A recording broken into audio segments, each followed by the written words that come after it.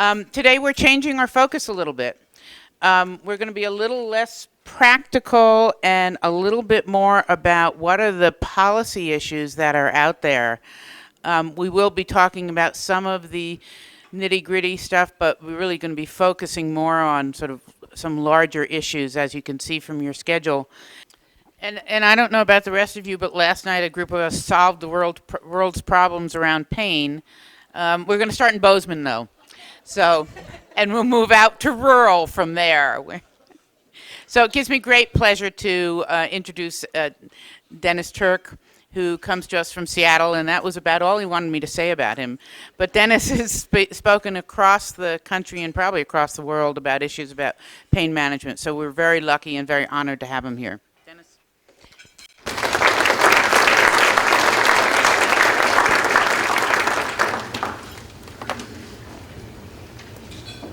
Thank you very much for inviting me to speak here, and I want to thank the organizers. This is truly an exciting meeting. It's exciting for me to see this many people here, because when I was invited, I had no idea of how many people might be attending. So I thought, well, maybe 50, be a big group. We'd be small, we'd sit around and chat. But this is higher. I can put it up here. I could yell. Okay. Can you hear me in the far corner?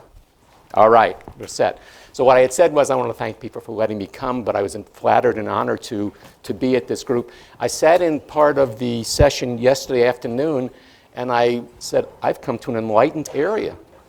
The word biopsychosocial was being used. People repeatedly said we need to think about these patients from a broader perspective.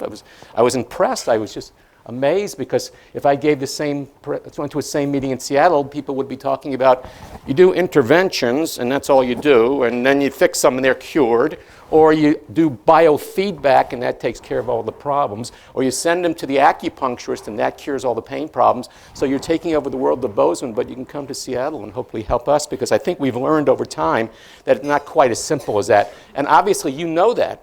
So I decided I could just leave last night, but they wouldn't let me because there was no seats on the plane. Because you've already done this. And I wanted to thank Catherine for the introduction. I've never been referred to as being impractical before, but I guess I'm one of the impractical people that's going to be speaking to you today. I was told I had 2 hours, so I'll give a very long presentation. But then they told me that I had to shorten it, so therefore you have to do some aerobic listening, because I'm going to talk very quickly. Okay, so let's see what we can do. I put in your hand. As you look at your handout, the relationship between what I talk about, what's in your handout, is chance. Because I've got a lot of other stuff I've added in, I've changed. So for those that sit there religiously and look, well, wait, slide 13, that's not in here. Forget it. Don't worry about it. The stuff is there, a different order, new stuff's added. So try not to follow up everything that I'm going to say. But there is a quiz in there for you. I noticed that you did have, for your CME or CEUs or nursing credits, you have to fill out some evaluations. Now, on those evaluations, there's always a from the worst to the best. I want you to get the part that has my name, and right now just circle everything that says best. Okay? Get it out of the way, forget it, we want to deal with it. So just do it right now, and then it'll be good. Okay. I'll give you a second to do it. There is going to be a pre-test, and there's going to be a post-test. So the pre-test is in your handout, but the post-test will be seeing how well you do on this test. These are some questions that I want you to be thinking about, and I want you to, don't tell me the answer right now, but just think to yourself or jot down to yourself, true or false to any of the following questions. I made them as simple as I could. Having yesterday's presentation, I'm sure you will all get a score of 100 on this. But objective evidence of tissue pathology is more important than the patient's self-report of their experience of pain. True or false? No. Don't answer. Don't let the word out. It's a test. Write it down. No cheating. I'm going to be watching. Okay? Second question. The amount of pain experienced is directly proportional to the amount of tissue pathology that can be identified. Don't answer to me. Write it down. True or false, or circle it on the book. Okay? Third question. I'm going fast because I know you know all the answers. Pain cannot exist in the absence of objective evidence of physical pathology. True or false? Can't have any pain if there's no pathology. Right? Okay? Fourth question. Pain with no detectable source is psychogenic or motivated for some pecuniary interests, like to get disability payments or get off the job or whatever it happens to be. True or false? Okay. Question number 5. The same amount of tissue pathology causes the same amount of pain in all people. That is, there's a direct relationship between the amount of damage and the amount of pain. True or false? Sixth question, aggressive pain management is synonymous with prescribing opioids. All you have to do is give them opioids, and that will take care of the problem, pain. And our only trouble is we're not giving enough opioids out. So that's the real problem in the United States. There's not enough. Only 312 million prescriptions written last year for opioids, but that's not enough, okay? Question number 7, with adequate dosage, medications can provide complete relief of pain, especially talking about chronic pain. I'm talking about acute pain. Okay, so that's your quiz. Now, at the end of this presentation, if you don't get the right answer to those questions now, and you don't get them at the end, you're going to have to sit down with me in the principal's office and have a discussion. Okay, so that's going to be happening. So now I'm going to try and go through this and see if I can convince you. But since I came here and I heard yesterday you don't need convincing, you guys are already on board. What happens to the typical physician when a patient comes to his or her office? Well, he or she becomes Sherlock Doc. That is, what you're trying to do is you're going to try and find out the mystery of the diagnosis. You're going to find out the patient's history, go physical examination, radiographic examination, laboratory tests, and based on those tests, you're going to find out the mystery of the diagnosis, and then once you find the mystery of the diagnosis, that will lead you immediately to know how to treat that patient, right? So the traditional Cartesian, and I'll talk about Cartesian models very shortly, the traditional biomedical model, you're not feeling any pain because it will take a week for it to reach your brain. Okay?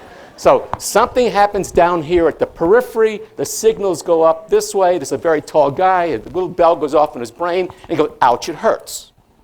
Okay? And the treatment, of course, is you either cut the pain pathways in somehow, or you block the signals of pain by medication or by nerve blocks or something else. So that's how you think about it. That's most of you who went to medical school, many of you who went to any health profession, that's what you sort of learned. Tissue pathology, you find the cause, you treat the cause, that's the end of the problem. If you can't eliminate the cause, at least we got good treatments to take care of it, right? Maybe not. Okay. Well, I think that's an outdated model. And let me see if I can give you some reasons why it might be outdated. Well, it tends to view pain as purely a signal of some type of tissue damage. But we know that there are many individuals who will report pain in the absence of any identifiable physical pathology. 86% of people who report low back pain have no evidence of any physical pathology on any of the diagnostic tests that we have, any of the imaging tests. 98% of people who have chronic headaches have no evidence of any physical pathology.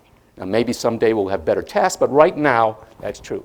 100% of patients with fibromyalgia have no evidence of any physical pathology.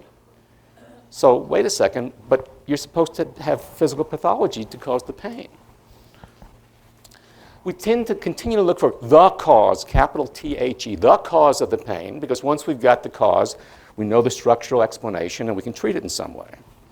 And then we start doing a mechanical fix of some kind. We're going to fix people. All of you didn't know that you were mechanics. That's how you started your careers. You're going to fix people up the same way your mechanic is going to fix your car, or your plumber is going to fix your faucets or what have you.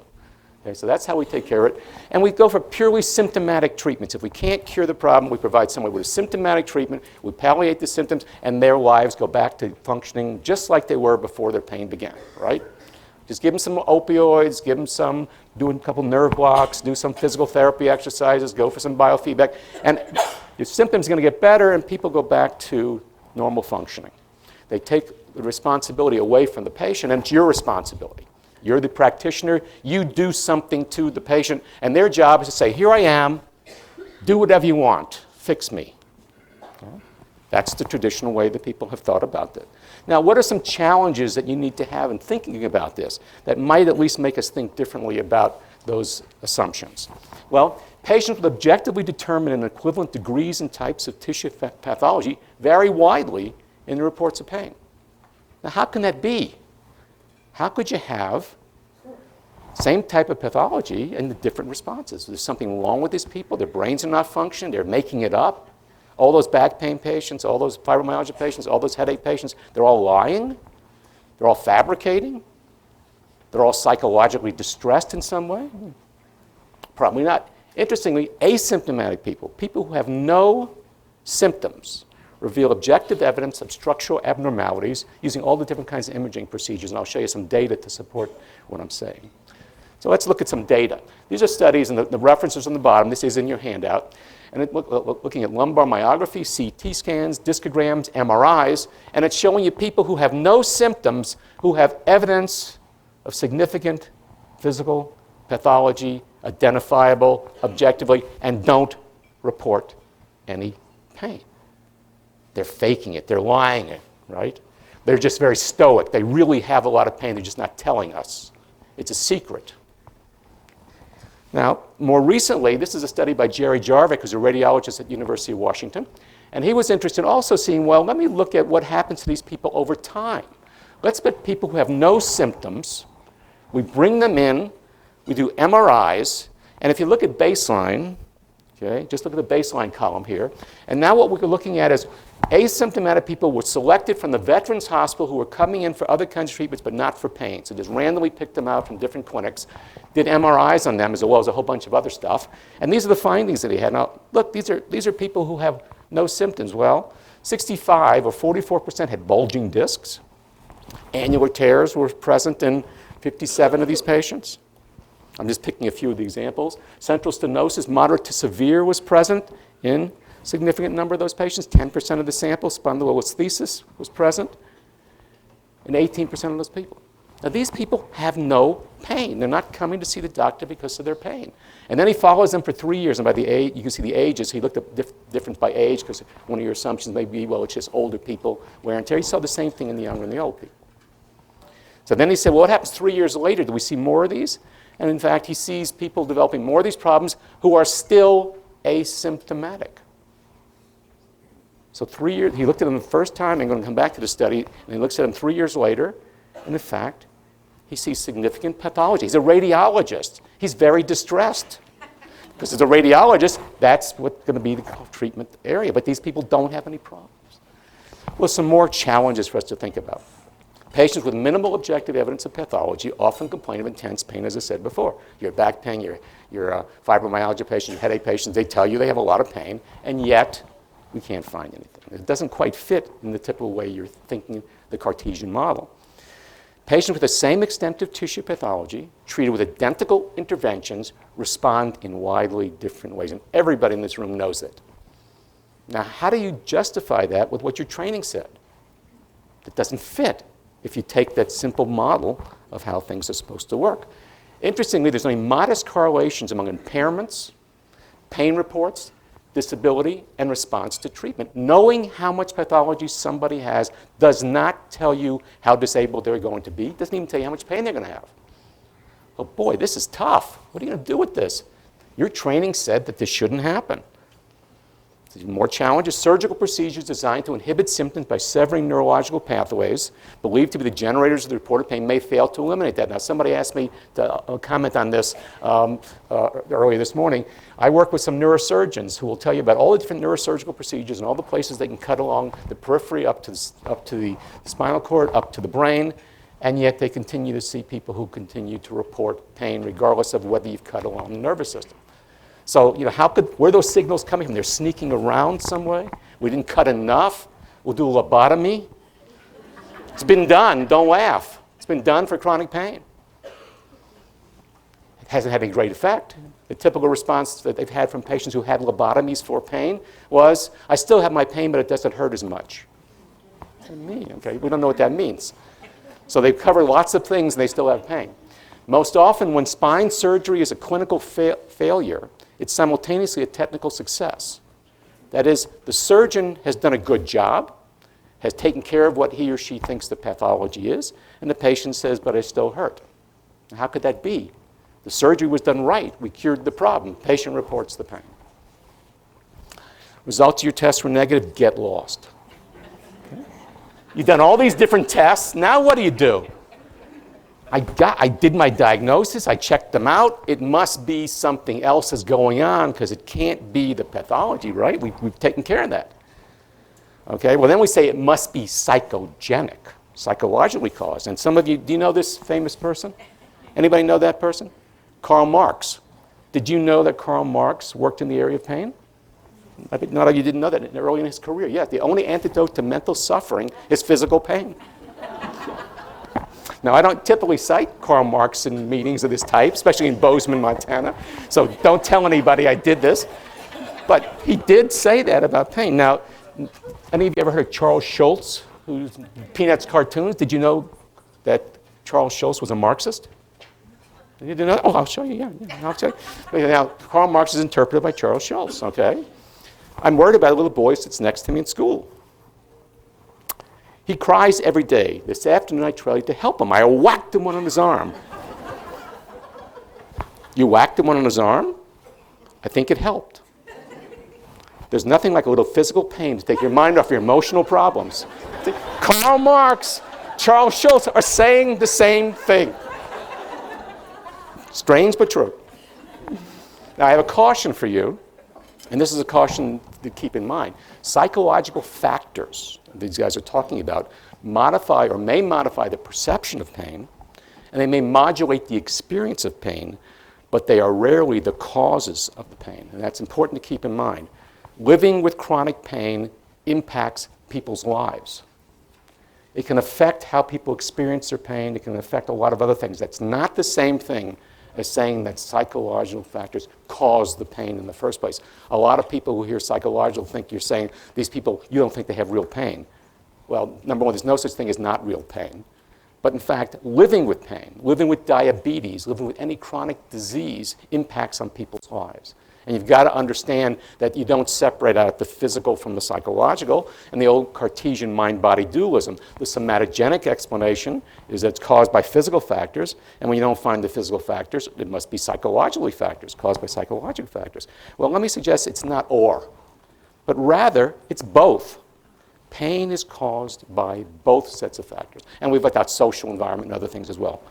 Pain is not just the physical pathology. It's not the spine. It's not the neck. It's not the shoulder. It's not the head.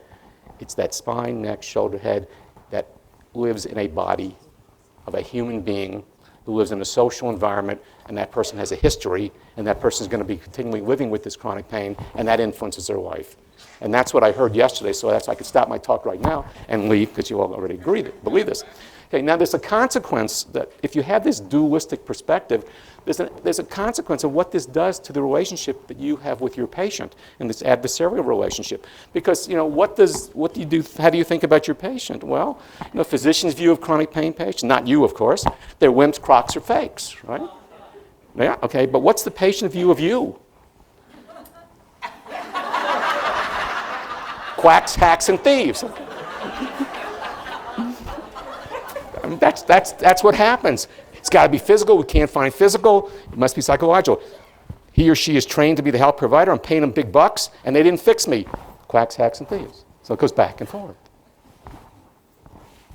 Let's not forget, between the pathology and the symptom, there's a person. And we tend to forget that these symptoms happen in that person. And that person has a lot of factors that impact on his or her life, and their pain experience is going to be influenced by all these different factors, and these factors are going to subsequently impact back to those patients. And if you don't think of the person who has the pain, but rather neck, shoulder, back, whatever, then you're going to fail. This is not a curable disease at the current point in time, or we wouldn't call it chronic pain. Just like diabetes isn't curable right now. And if it's not curable, people have to live with it. They have to self-manage. We have to do things. We have to help them do things beyond what we can do. Because as you're going to hear, some of the people have heard me talk about this before, and I'm not going to go into detail, is the available evidence on all the treatments we have is not that great on how well we do right now. Despite all of our interventions, despite all of the medications, despite all of the surgical treatments, despite all of our complementary and alternative approaches, the results really are not that good, which means that not that we're doing a bad job, it means that we have a set of tools we can use, but by themselves, they're probably not going to take care of the problem of chronic pain. We really also need to think about a longitudinal perspective. What's the current age of that patient? So let's not assume, we did some studies and we looked at who gets referred to pain specialists. The average age of people being referred to pain specialists, I'm not talking about cancer pain specialists, but the typical non-cancer pain population, the average age of the patients is 44. And the average age of onset for their pain, they've had their pain for 7 years by the time they get to us, me, and some of you. Now, what do you think's happened in 7 years? Have they changed at all? If you'd have seen them when they were 37, do you think they'd be any different than when you saw them at 44, assuming they had the same pain problem? Well, let's look beyond that, though. There's also premorbid characteristics, genetic factors, learning history. So that means that that person who starts having a pain problem at age 37 has now had 37 years of history. Does that matter?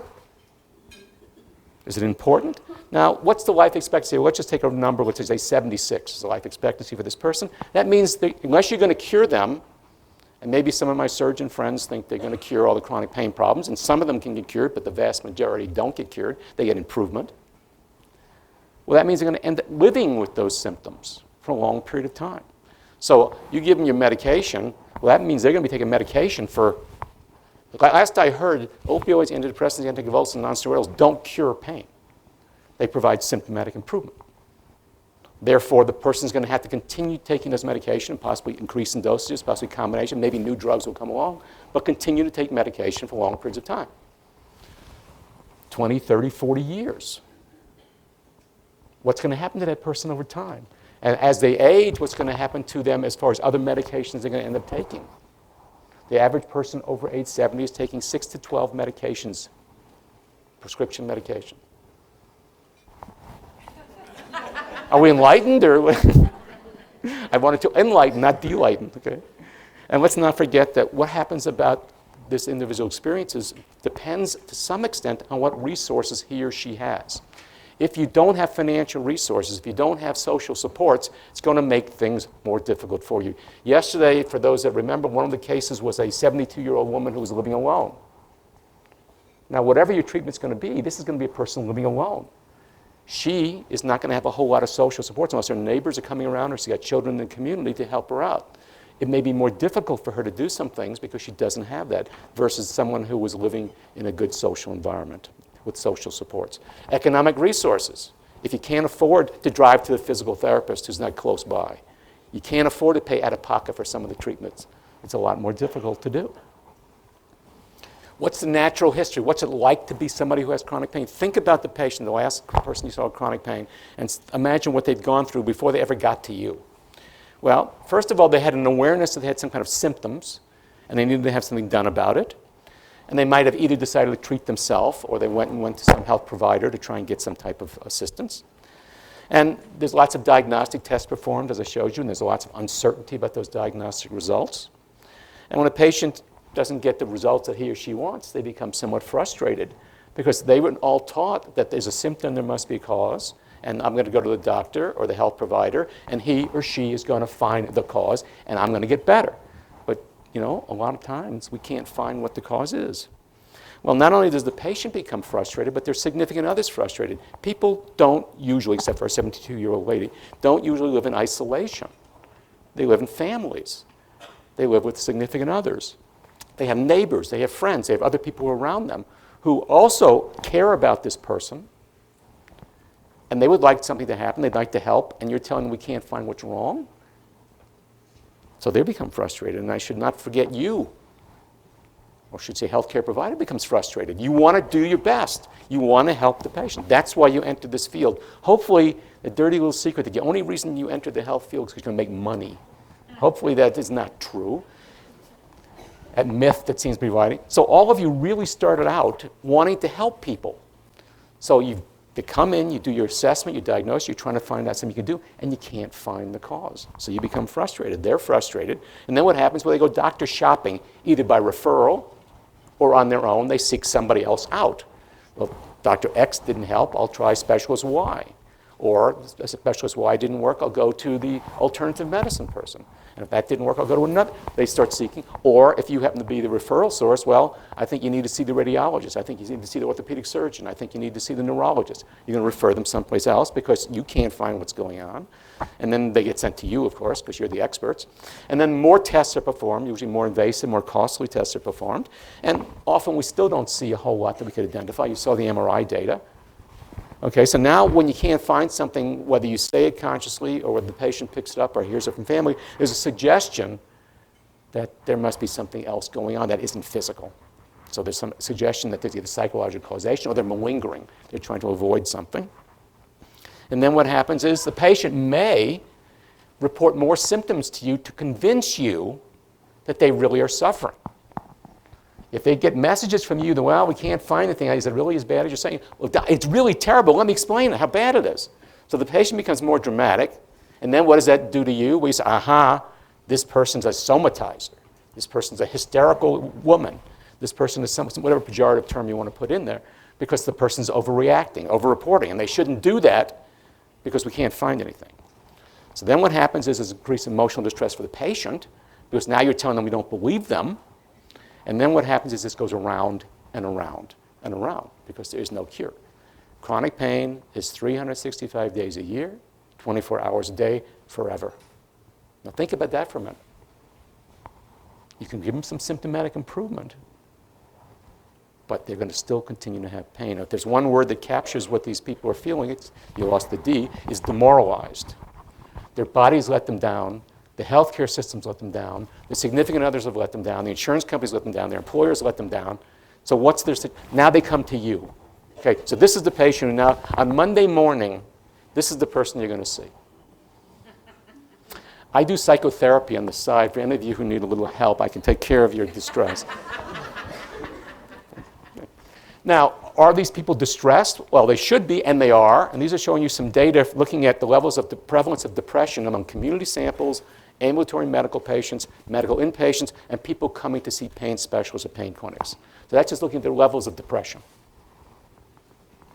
Let's also look at how about anxiety, which we tend not to think about. We tend to think about depression, but these people are also extremely anxious. They're worried. What's the future hold for me? What's going to happen? What's my life going to be like? And if you look at current lifetime current or lifetimes, any psychiatric diagnosis whatsoever, if you look at community samples versus back pain patients, in fact, you could see those numbers are extremely high, 3 to 4 times greater. So when they come to you, they don't just have a sore back or a neck or a shoulder, they're also distressed. And if you're going to help these people, you're going to have to pay attention not only to the pathology, because unless you can cure it. If you have a cure that's going to remove the pain, then you don't have to worry about this. But remember, the time that most patients have come to you, they've had 7 years and they've been to see lots of other people. Now, I know you may be magic and you could do it all, but the reality is you probably aren't going to cure the vast majority of these patients. What you can do is you can provide some symptomatic improvement. You can help them improve their quality of life and their functioning, but you're probably not going to cure them. In the same way, right now, we don't cure diabetes. And in some sense, I like to think about chronic pain in the same way I think about any chronic disease. It's chronic disease.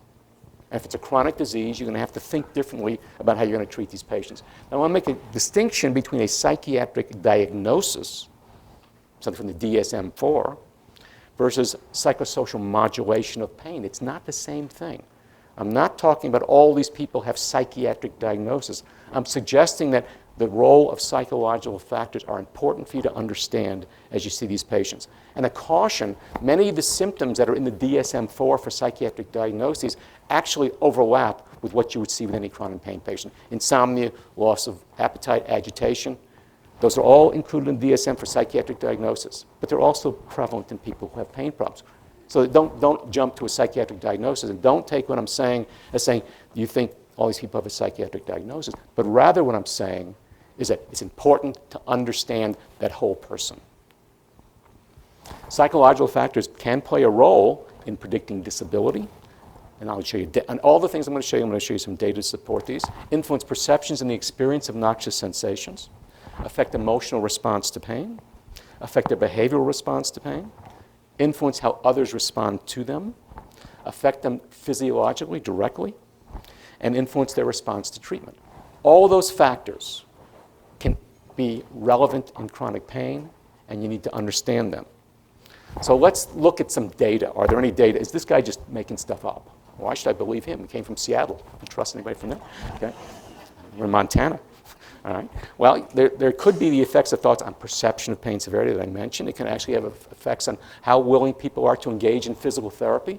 If you grew up being told, if it hurts, don't do it, and I start you in a physical therapy regimen and it starts to hurt, therefore I shouldn't do it, right? That's true for acute problems. That may not be appropriate for people who have chronic pain problems. Sometimes some of the things they're going to do, at least initially, are going to hurt. And hurt and harm are not the same thing. That is, you're using muscles you haven't used before or used in a long time. I give the example when I talk to patients about this. Is, have you ever had a cast in your arm or your leg? Broken arm or broken leg? Yeah, I did. Yeah, I did. Okay. Did you know somebody who did? Okay. How long was the cast on? 6 weeks. Okay, 6 weeks. What did the arm look like when the cast came off? What happened? Not only were you immobilizing the bone, you immobilized the muscles. You've got a back problem. You tend to walk in a stiff fashion. You're not using certain muscles. What do you think's happening? It's the same thing. The muscles have changed as a result of disuse. And therefore, when you had the broken arm, at first you had to build it back up. The same thing is true. So for physical therapists, a couple of you that are here, obviously you know all this. We also know that thinking affects the kind of coping strategies people use. If I think that I'm going to have to do something about this, I may use alcohol. I may take my medication when my pain acts up. Some of the patient might say, I'm going to try and do relaxation exercises. Their thinking affects what they do. And are there any data to support this? Well, let's look at a series of different studies. This is that study by Jerry Jarvik, who I showed you earlier. And he's looking at people who have no history of back problems. And he follows them up for 3 years. And he wants to find out some who do. So this MRIs identifies people with back problems, and he's looking at, do any of these factors predict who is likely 3 years later? Baseline, they have no problems. 3 years later, you find some who have problems, who have back pain. They want to know what predicts. I saw a sign at 15 minutes, but I ignore signs, so just forget that. This is big sky country, not big sign country. Okay. We're not looking at those things. Okay. I came a long way. I'm going to keep talking. Okay? The only thing that predicted future back pain was baseline 3 years earlier level of depression. None of the physical things that Jerry was looking at from the MRIs predicted anything. You were 2.3 times more likely to develop back pain problems if you were depressed at baseline than if you weren't. Wait a second. How could their mood affect the future? Psychological factors are important. And I'm not going to, because I've got only 15 minutes, this slide is basically showing you patients with baseline depression had longer pain-free survival than those without baseline depression. And what Jerry concluded in this paper, depression is an important predictor of new low back pain. MRI findings are likely less important in predicting future back pain than psychological factors. Uh-oh. Now, maybe it's this one unusual study. I'm going to show you some more. This is a study by Eugene Karagi at Stanford University. He's an orthopedic surgeon.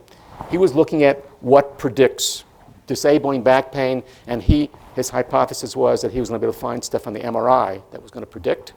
So he had a bunch of patients, and he's going to do a 5-year prospective high-risk study. He took people who had at baseline some characteristics you might think they would develop long-term pain problems, back problems. He looked at physical factors and he looked at psychological factors, and I can't go through all the details. I encourage you to see the article. It's a very good article.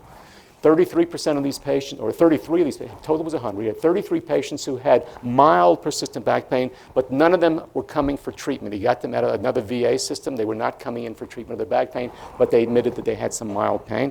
66% had non-lumbar pain problems with a predisposition to degenerative conditions. So he looked at their x-rays. So that's a sample of patients. He followed them at 6-month intervals for 4 to 7 years. Every 6 months, they were interviewed by someone who was not involved with the hypotheses, external people. He looked at outcome measures, episodes of back pain more than or equal to 6, episodes of occupational disability of 1 week or less, or 1 week or more, medical visits for low back pain. Then he assessed their at baseline medical and work history, physical exam, plain x-rays, lumbar MRIs, provocative discography. So he's working these people up. Did some psychometric measures, their pain reports, Oswestry Disability Index, is the ODI, depression measures, somatic pain questionnaires, fear beliefs. And his hypothesis was that baseline MRI, evidence of disc degeneration, annular disruption, plate end changes will predict disabling low back pain. And what they find?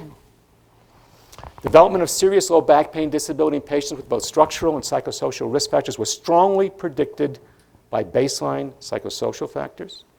Structural variables on both MRI and discography at baseline had only weak association with back pain episodes and no association with disability or future seeking of medical care.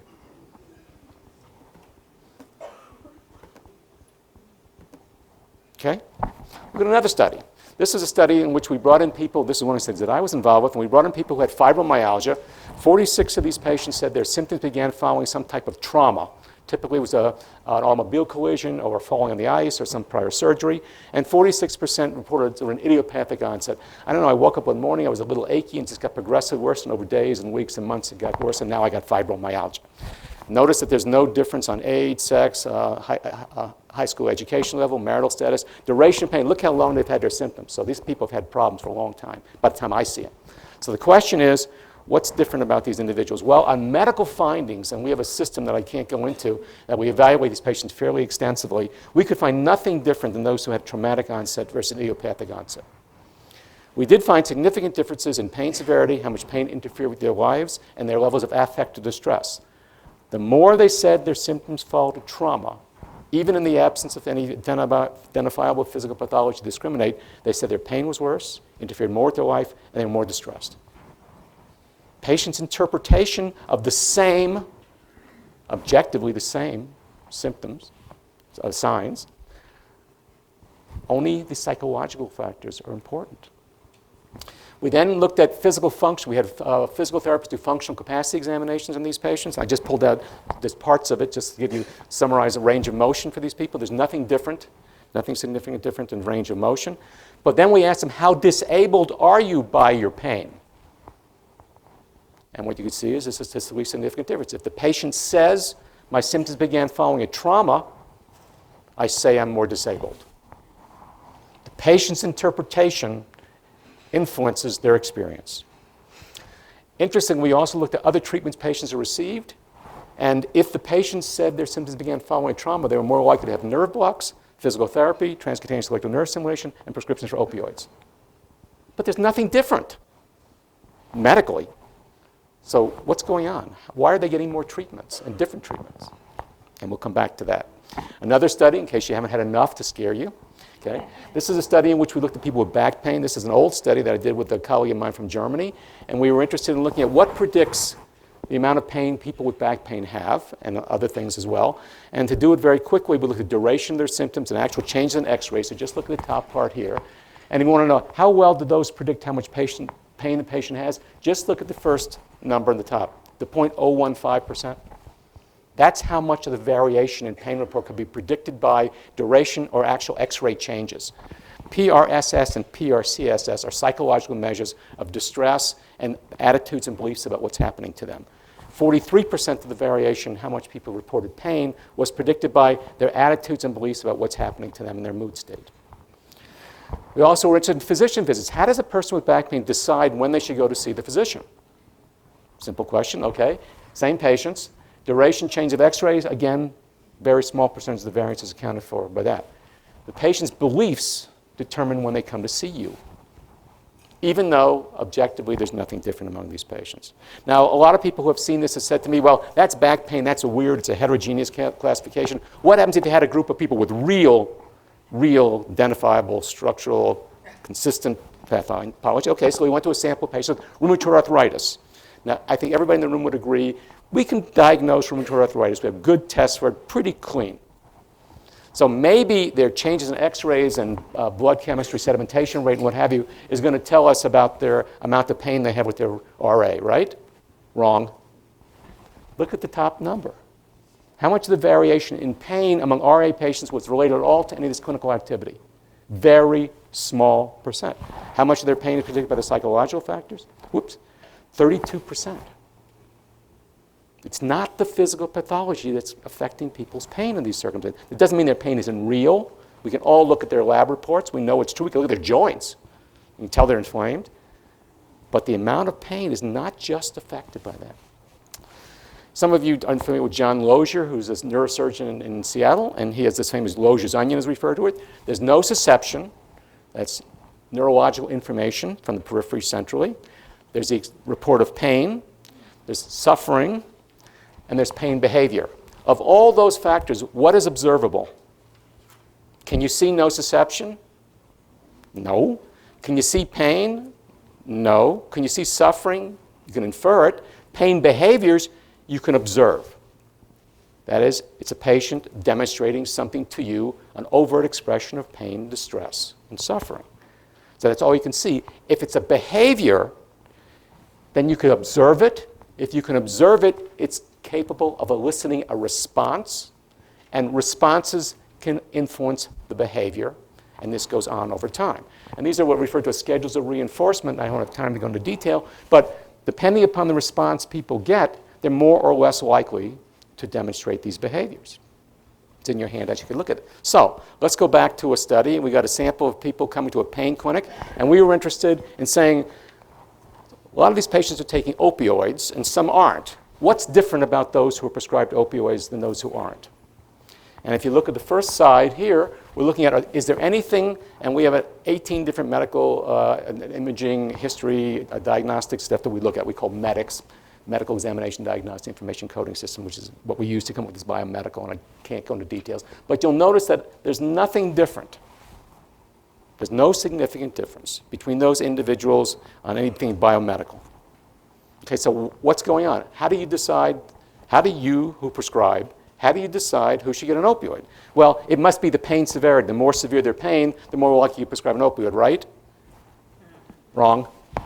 Didn't predict, at least for chronic. I'm not talking about cancer population. I'm talking about people going to a pain clinic. So what does predict? Well, if the patient's depressed, if the patient demonstrates lots of overt expressions of pain, distress, and suffering, if the patient tells you that they are very disabled by their pain, you, the providers, are more likely to prescribe an opioid. Remember, there's nothing different physically in these patients. You are making decisions based on the patient's response. You are a significant other, whether you realized it or not. And as a significant other, you influence those patients' behaviors. Now, let's assume that patient came in and they said their pain was really terrible, and you said, okay, let's up your dose of opioid, or I'll give you an opioid. OxyContin. Okay? Patient goes home, takes the OxyContin, it helps him a little bit. They come back the next time and say, you know, it helped, but I still got some more pain. He's not, okay, we'll up your dose a little. What did that patient just learn? If, in fact, they report their pain didn't get better, you will titrate them up. And let's assume now that their pain got somewhat better. You took the edge off of it. They come back and tell you, you took the edge off, so you say, okay, good, we'll stay at that dose. Okay, I still got pain. Next time they come to you, well, you know, I still got a lot of pain. Okay, we'll up the dose. So now what the patient learned, I've got to report a lot of pain or you don't pay any attention to me. So you are influencing your patient's behavior and they're influencing your behavior. Okay, indirect effects. Can thoughts actually have any effects on physiology? This is an old study, and I'll do it very quickly to try and explain this to you. It's one of my favorite studies that I did a long time ago. We brought in people who had back pain, other kinds of pain, and healthy controls. We interviewed them. We asked them, tell us about, over the past week, what's been going on in your life. Tell us about your pain. What were you thinking, what were you feeling, what were you doing, and what happened? Okay, let's think of something else. During the past week, think about something that was stressful for you. What were you thinking, what were you feeling, what were you doing, and what happened? We then brought them into the electrophysiology laboratory, put surface electrodes on different parts of their body. I'm only reporting on the low back here. We had them do 4 tasks, and these are in a counterbalanced order. First, they just recite the alphabet, A, B, C, D, because we want to see what's the effect of talking on their EMG. And you see nothing much happens. And this is looking at the lumbar on the left side, okay? Then we had them say, let's talk about that pain experience you had.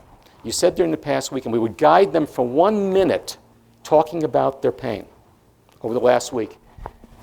If they have back pain, what happens to the electromyography activity in their back? It increases 1,300%. In talking for 1 minute about their pain, they're tensing their muscles. Does that have any effect on their body? We then had them do the mental arithmetic task, and you can see it goes up some. And then we had them talk about the stress task, and it jumps back up again. Notice that the people who had other types of pain did not show any of those changes. These people had pain in the upper neck, shoulder. We've done the same study in which we've inverted it, in which we put electrodes on the masseter temporalis and splenius capitis, and we saw the exact same thing happen. But for these patients, they actually show arousal only at those sites, site-specific muscular response, and nothing at the low back. The low back pain patients show nothing at those sites, so it's site-specific reactivity. Talking for 1 minute. Now, what's it like if we could follow them in their lives? Every time they start talking to somebody about their pain, they're tensing. What is that doing to their pain? Is it making it worse? Possibly. It's not making it better, that's for sure. Okay. Another cautions, and I've given you these cautions, besides I'm going to go long. Psychological factors may modify the perception of pain, modulate the experience of pain, but they're not the causes of the pain. They're affecting the individual's response. What are the treatments that are available for chronic pain? Well, how birds see the world. They see things differently from us, and all of you see things differently because there's a lot of different treatments we have, right? These are all the kinds of treatments that are available. Which one should we use? Well, depends on your specialty, depends on your training. If you ask the insurance companies or the third-party payers, what do they think about these treatments? Well, pharmacological treatment, that's the pill mills, and the surgical intervention, that's slice and dice, and the neuroaugmentive nerve block people, they're block shops, and of course these physical modalities are shake and bake. Complementary is weird and wonderful. The psychological are sort of the head shrinkers, and this is a direct quote about multidisciplinary. They're parasites on the insurance industry. The guy's name is down there. He was the vice president and senior medical director of U.S. healthcare in the state of Connecticut when I was there. Now, it's old. It's 1995. But you're parasites. See, I'm just impractical, but you're parasites. How about that, folks? Is there any evidence that what you do, whatever one of that list you pick, really helps? How do you tell patients about bad news? Let's see if we can tell you about some very quickly, because I know I have not enough time. Some of you heard me give this in more detail. Injury prevention programs, especially for back pain, despite all the efforts that have been put into them, have had minimal effects. The black belt, you know the black belts these guys wear? Actually, I don't know, in Seattle they sort of semi-wear them. They're over their shoulders, but they're not connected. You know, so it's a good placebo, but it actually may be therapeutic because there's evidence to show that if you actually use the black belts, it weakens your abdominal muscles and makes your pain worse. So therefore, you shouldn't use them. Okay. Simple pain reduction based on drugs, surgery, disability secondary prevention program, back schools, specific exercises have had disappointing results. It doesn't mean nobody gets better, but they're not the cures. The most potent medications reduce pain by 30 to 40% in fewer than 50% of the patients. Now think about that. Some people get a lot of benefit, but more than 50% of patients don't even get a 30 to 40% improvement. And nobody gets cured. From 19 to 50% of patients treated with opioids terminate treatment in clinical trials due to lack of efficacy or unacceptable adverse effects. So our most potent medication was the opioids. Most of the times, patients don't even stick with the treatments. Now, that may go counter to what you think, but at least we know very well they're not taking the medication the way you think they're taking the medication. The majority, this is my favorite, and I have to explain this, the majority of patients in drug trials have sufficient pain at the end of the trial to be eligible to enter the next trial. Now, let me explain that to you. In most clinical trials, you have to have a score of a pain rating of 4 on a 0 to 10 scale to get into the trial, right? So now we look post-treatment. High statistically significant benefit. This drug helped patients, right? What percentage of the patients had pain less than 4, which means they wouldn't be eligible to be in the next clinical trial? Almost none. So we've reduced the symptoms, high statistically significant. Is it clinically meaningful? It's another lecture, but they're eligible for our next trial. So obviously we didn't do that good. Although the numbers are increasing, a substantial proportion of patients who receive spinal surgery continue to report significant pain, functional impairment, and complications, and there are lots of references I could give you for all these things. Implantable devices are expensive, and even carefully selected patients are not pain-free by and large, and they have modest improvement in functioning, and all these are evidence-based statements. Long-term benefits of any of our current treatments are largely unknown. What's the average duration of a pharmacological trial? 3 months. Why? Because the FDA requires 3 months. You're going to take a person who's going to have the next 20 or 30 years of a pain problem, and you're going to base your decisions about what treatment on a 3-month trial of carefully selected patients who had to meet the right inclusion criteria. I was once almost involved in a trial with fibromyalgia patients, and the pharmaceutical company wanted to eliminate anybody who was depressed. 70% of our patients with fibromyalgia are depressed. So how representative are these 30%? I mean, what am I going to tell from that trial? You got 3 drugs approved by the FDA for fibromyalgia, all of which had those kinds of exclusion criteria, and all of which had about a 30% benefit, 30 to 35% benefit, and none of them reported any of these patients getting pain below 4. Well, new way of thinking about pain. I got to do fast because they're going to wave another sign at me. Must assess the biological basis of the pain, no question about it. You got to also think about the patient's attitudes and emotions and behaviors. Responses by significant others, including you. How are you? How have other healthcare providers responded to these patients? What about social work, economic factors that may influence their experiences? You live in a state that has a lot of people who are working in the farming industry or ranching. They're not in big cities. I once was asked to consult in New Zealand, in which they brought people into a rehab program for pain. It was an inpatient program for 3 weeks, and they send them back out. And I was asked on the last day, I was there for a week. I went through the whole unit with them, worked with them. And I was there the last day. We had a group, and it was the last day at 2:30 in the afternoon on Friday. I can remember it just like I saw it right now. I was sitting there with a group of 8 women and men. Mostly, there were about 6 women and 2 men. And I said, okay, well, go away. I said, okay, lady over here. What do you think it's going to be like when you go home? At which point she looked at me and started crying. So you brought the expert from Seattle to come to New Zealand to make the successful patient cry on the last day as they're getting ready to leave and go home. Well, I said to her, okay, Eric, calm her down. What's going on? What's the concern? She said, I just realized I'm going home. I live on a farm. I have 2 little kids. It's cold and damp where I live. I haven't got a clue to what I'm going to do when I go home. They had not spent 1 minute talking to this woman about how she was going to maintain. She had done well in the program, but no one had bothered to think about what's her life going to be like. So they can come to the big city of Bozeman, you can do something for them, and then go back out. And they're going to have to function. So when you start treating, you better start thinking about where they live and what they do. Some steps to help patients with pain. I got 3.5 minutes. Accept pain as real. There is no such thing as not real pain. Don't even get into this silly game of can I find the pain, can't find the cause. The patient says they got pain, they got pain. That's where you got to start. Protect them from excessive invasive tests. Most of the people with chronic pain have already been worked up. Do they need the 3rd MRI? Do you think there's been a change that's occurred that would lead you to want to do this? Set realistic goals, as I repeatedly said, to make you feel bad. You're not going to cure these patients. So what's realistic goals? What can you reasonably expect? And you need to discuss the goals with the patient so that they understand what they can realistically expect. Expect to treat but not to cure. It's not curative medicine you're doing. If you want to do that, you shouldn't be doing with chronic pain patients. Evaluate patients in terms of what they do, not just what they say. So now you say your pain's reduced from an 8 to a 6 because you're taking my medication. What are you doing differently? Oh, not much. I still drink beer and watch TV and take my medication. That's a great outcome, especially if you're a 44-year-old person. I'm glad your pain is reduced, but I'd like to see you doing some things. And I don't mean necessarily going back to work, which everybody says, aha, you're just a shield for the insurance company. Are they spending more time with their grandkids? Are they working in the garden? Are they doing things they want to do? And if they're not, then I'm not sure this is a great outcome. Prescribe medication when you can on a time contingent rather than just a PRN basis. I don't have time to go into details of why. Prescribe gradual increases in physical exercise because people tend to do things like, especially hardworking people, they're having a better day because they're taking some medication or you've done some massage or something, so they want to catch up and do all the things that they didn't do. And then what happens is they feel lousy the next day and they lay in bed for 3 days and they get in this yo-yo. Good days, do a lot. Bad days, I'm in bed. And what happens is they have fewer and fewer good days. So the idea is to get people gradually increase, get them to a reasonable range of what you can do. Clarify the difference between hurt and harm. Educate the family. Don't forget the family.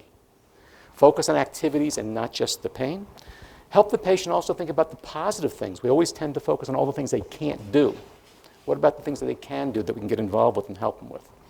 Yes, Dr. Turk, but I don't have time to address all the relevant issues. I only have 10 to 15 minutes to spend with my patients. How am I going to do it? I can't do all that stuff. Primary care doctors don't have time to do this.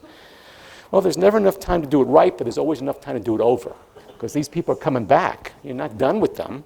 And in fact, you really don't have time not to do it right because these people are going to continue to have problems, and you might as well start taking a little bit more time. And those of you, if there are some in primary care, are really the best place, and Dr. McCarberg is probably going to talk about this, you're the best place to treat these patients because you see them more than once or more than a few times, and you may have treated them for years before, and you know their families.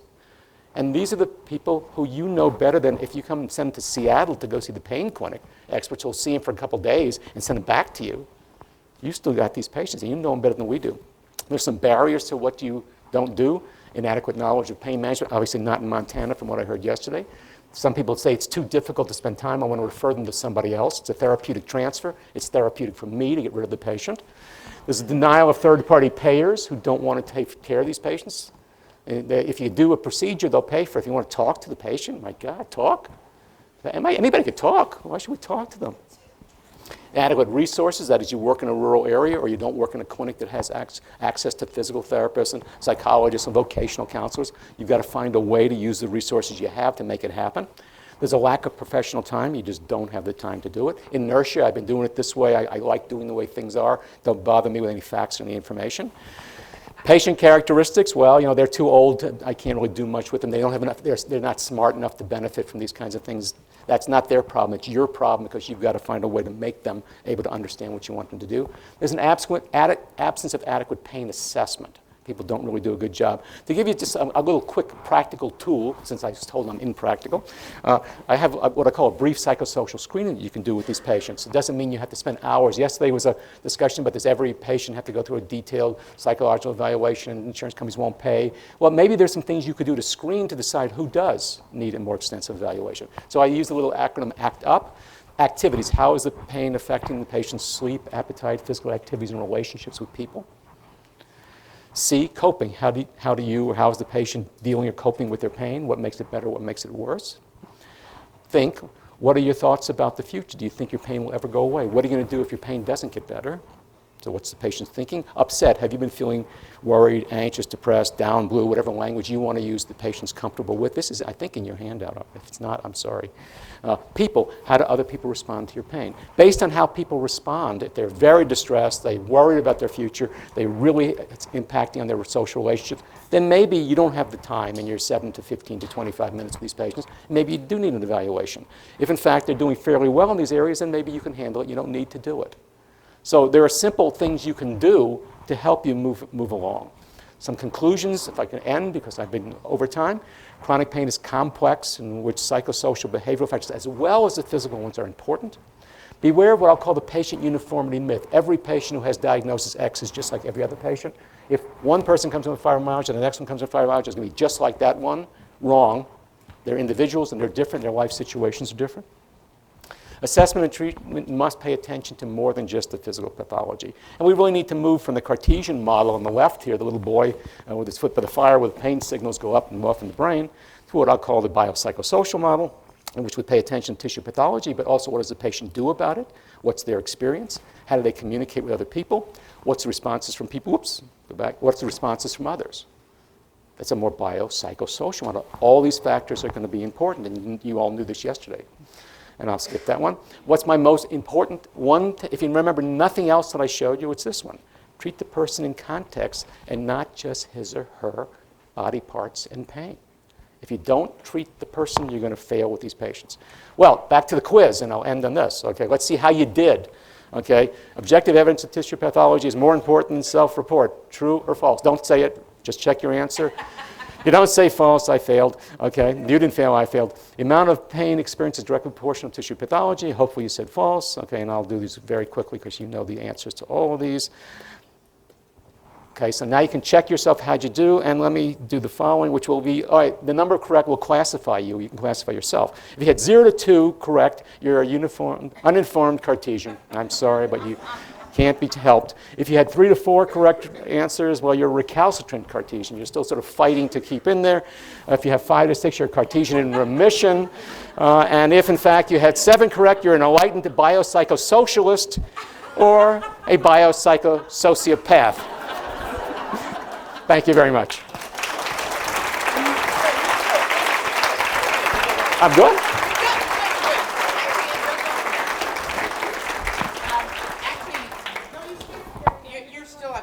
Oh, no. Yeah, I know.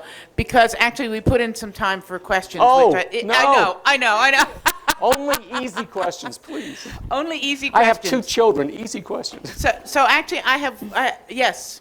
This figure 30% keeps coming up over and over in every lecture.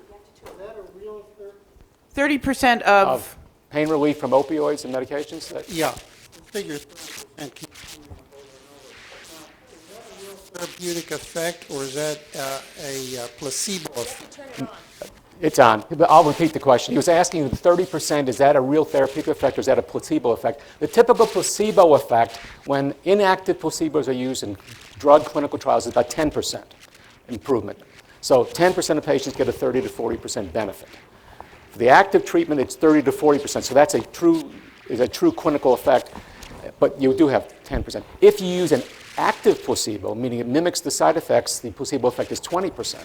So you're increasing. So there's definitely some placebo factors involved, but that's not necessarily bad. I don't want to eliminate placebo. I think it's important. I think what we do is not to get rid of placebos. What we do, that placebo is important. Your white coat, you're talking to the patient, you're touching the patient, that's placebo, and that's really important to these patients. I don't want to eliminate it, but it is a true, quote, a real effect. It's highly statistically significant.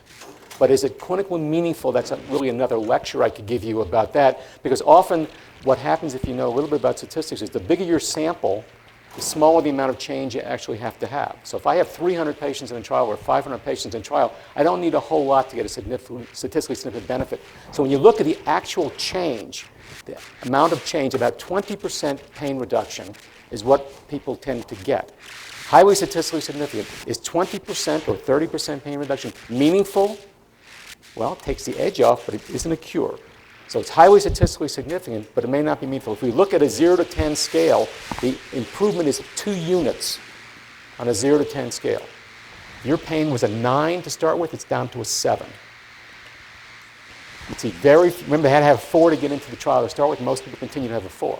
So you got to be cautious about what's a statistically significant, in addition to your point, but also whether it's statistically significant and whether it's clinically meaningful. And there's a new concept, relatively new, that's been looked at, you're going to see more about, called minimally important difference. That is, from the patient's perspective, how much improvement would they have to have for them to say that this is important to them? And what they're saying is, it's more likely you need to have a 50% improvement. So we're showing high statistically significant 30%, and we're all excited about that. The FDA will approve your drug if you're a pharmaceutical company. But the patient says, that's not good enough. I want more. I hope I answered your question. I give long answers, by the way, so that means I get fewer questions. Yes, sir. I don't know if this is working, but I'll try. I want to comment real quick on placebo. You know, look at placebo. We should look at placebo as doing nothing. We need to look at the placebo response and figure out why it's working, because there are mechanisms of why it's working. It works because the patient has a belief system.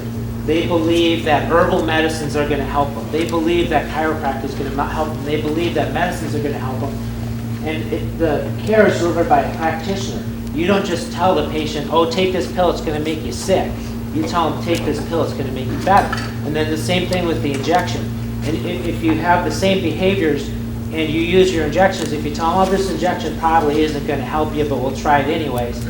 Same pathology, which is can't find anything, and you try the injection, you say, this is really going to help you a lot, you're going to get a better response in the second one. So placebo is not nothing. Placebo is delivering to the expectations of the patients, and it will improve your outcomes. If you're seeing somebody that believes in herbal remedies, refer them to an herbal remedy practitioner. You're going to get a much better outcome than if you give them a medication.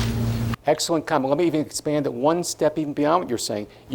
By what you're implying is it's, quote, a psychological effect, but there are nice studies to demonstrate that these psychological effects have physiological consequences. And in fact, we may actually be seeing physical changes that are analogous to what you see with the active treatment. So it's an additive effect that's changing physiology, not just, oh, the patient believes it and therefore it works. It works not only because the patient believes it, but those beliefs are actually affecting their physiology. Let's not be Cartesian.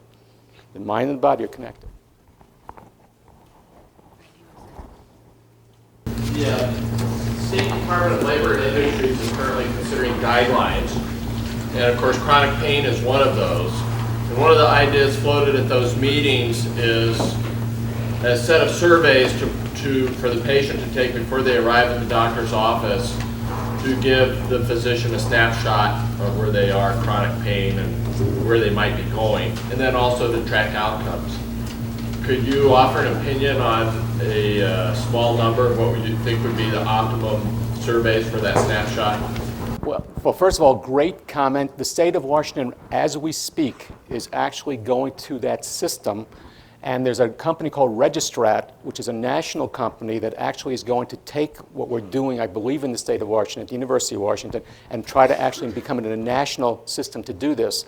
And they have it takes the patient approximately a half hour, which may be too long, so that may be modified. But there is a set of questions that are it's called My Pain Profile, MPP. And if you're interested in that, I would suggest you contact Dr. Alex Kahana, Kahana, at the University of Washington. He's the head of the Department of the Division of Pain Medicine in the Department of Anesthesiology at the University of Washington. He's been working to develop this. They're moving forward in the state. It's very close to being approved, and the Attorney General is looking at it. And they're also hoping to work with Registrat so it can become a national type system. Now, not that it's perfect, and not that you could say you wouldn't want to improve upon it. And the nice thing about it is it's sufficiently flexible so it can be evaluated and modifications made of it over time. So we'll pilot it, if you will, in the state of Washington, and then we'll be able to see what changes. And it includes things about your historical factors. It includes things about your pain specifically. It includes prior treatments you've had, the benefits you've had of other treatments, and includes a few questions about emotional distress, a few questions, sort of ACT UP, some of the questions about how they're coping with it, how others responding to them. So it's a series, and it's all done. It's all computerized. Patients sit at a computer and do it. And the clinician, let me just mention this, gets a printout at the end with it summarized for them in a column of where the score. So it's a very user-friendly. It takes a half hour of the patient's time, but for you, the clinician, to look at, you get a very quick view of that patient. So I think this is going to be the wave of the future. Dennis, so this is for people who are on disability or people... Chronic pain patients. Anybody with chronic pain. Now, somebody was asking a question related. The name of the person is Alex, A-L-E-X, Kahana, C-A-H-A-N-A. If you don't remember that or can't reach him, if you send me an email, his office is next door to mine, so I can get Alex to look at this. And he's also, he's the director of the Division of Pain Medicine at the University of Washington. He just came to us 2 years ago from Geneva, Switzerland. Actually, Dennis, I have a quick question for you, which is about, in this age of healthcare reform, one of the things that happens to me a lot with patients is they come in and they say, I want another MRI. Okay, I want another X-ray. And many times, because I'm trying to advocate for them, I will go ahead and get that X-ray, but then, of course, that X-ray really doesn't give me any more information. Do you have any response of how you might deal with patients wanting that one more test that won't give us any information? Yes, but I'm not sure I could do it short. I think you have to have a discussion with that patient, and I think what their expectations are, what realistically they're going to find, and the recommendation that, in fact, this is not going to do anything for them. It will not help them in their disability determination, and I think you just have to talk to them about it. You just have to talk to the patient about it. I mean, you can't just do it because they want to have one. I think that's the bad use of MRI, and not unconnected.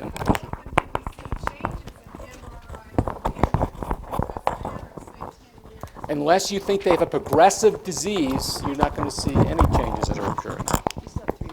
Oh, 3 more minutes. So, I have 3 minutes. in the back there.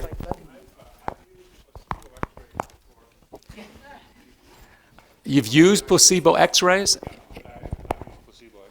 You intentionally said this is a placebo?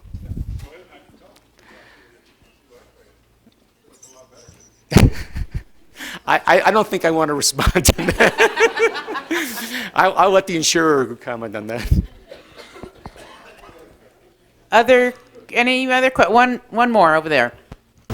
Dennis, comment on what you think this restriction on maximum, or not restriction, but this belief that over 120 milligrams of morphine equivalent is somehow an upper limit for effective use of opioids.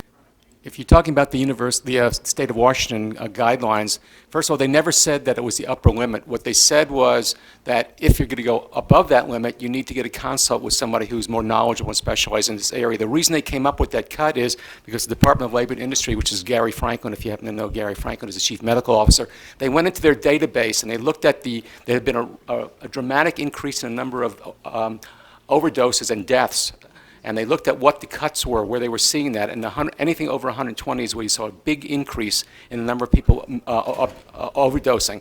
So the guideline doesn't say don't go beyond that. What it says is that if you're in primary practice or if you're not a specialist and you get into a patient who's going you think needs to go beyond that level, you should get a consultation with someone to work with that patient. So, and that's it's only a draft guidance. They're going to try it for a year, see how it goes, and evaluate it. So it may change, but that's where the number came from. And they also checked, there's a classic article by Jane Ballantyne that was in, I think, New England Journal of Medicine.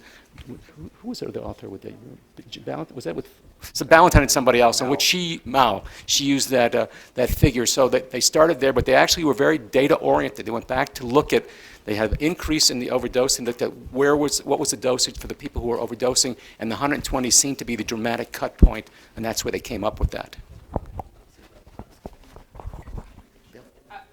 I think we'll move on. I think it's time.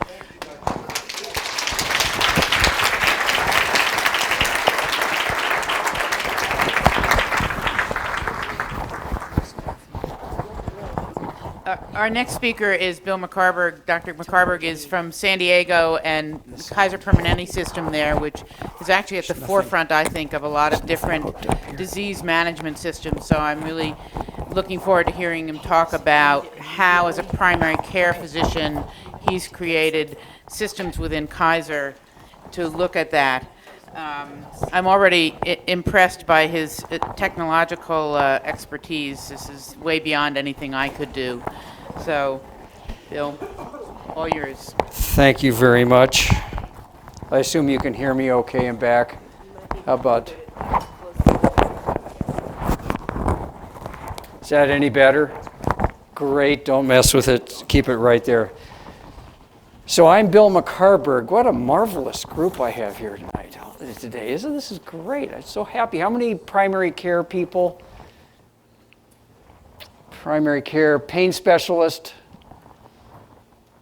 nurses, oh my goodness, and who else? Psychology type people, licensed social workers, psychologists, psychiatrists. So nursing is the biggest group here. Are you doing, what's that? Physical therapist. Physical therapy, pharmacy. There we go. What am I missing? Addiction medicine. Horticulture. So I have quite a few different groups here. It looks like primary care nursing is the biggest group. I am a primary care doctor. I have 30 years of primary care experience, and I do coughs, colds, diabetes, hypertension. I do the regular stuff. I don't have very much time to see a patient. So as you will know, this is a topic that's probably close to your heart. How do you see a chronic pain patient who comes in with multiple problems? Yes?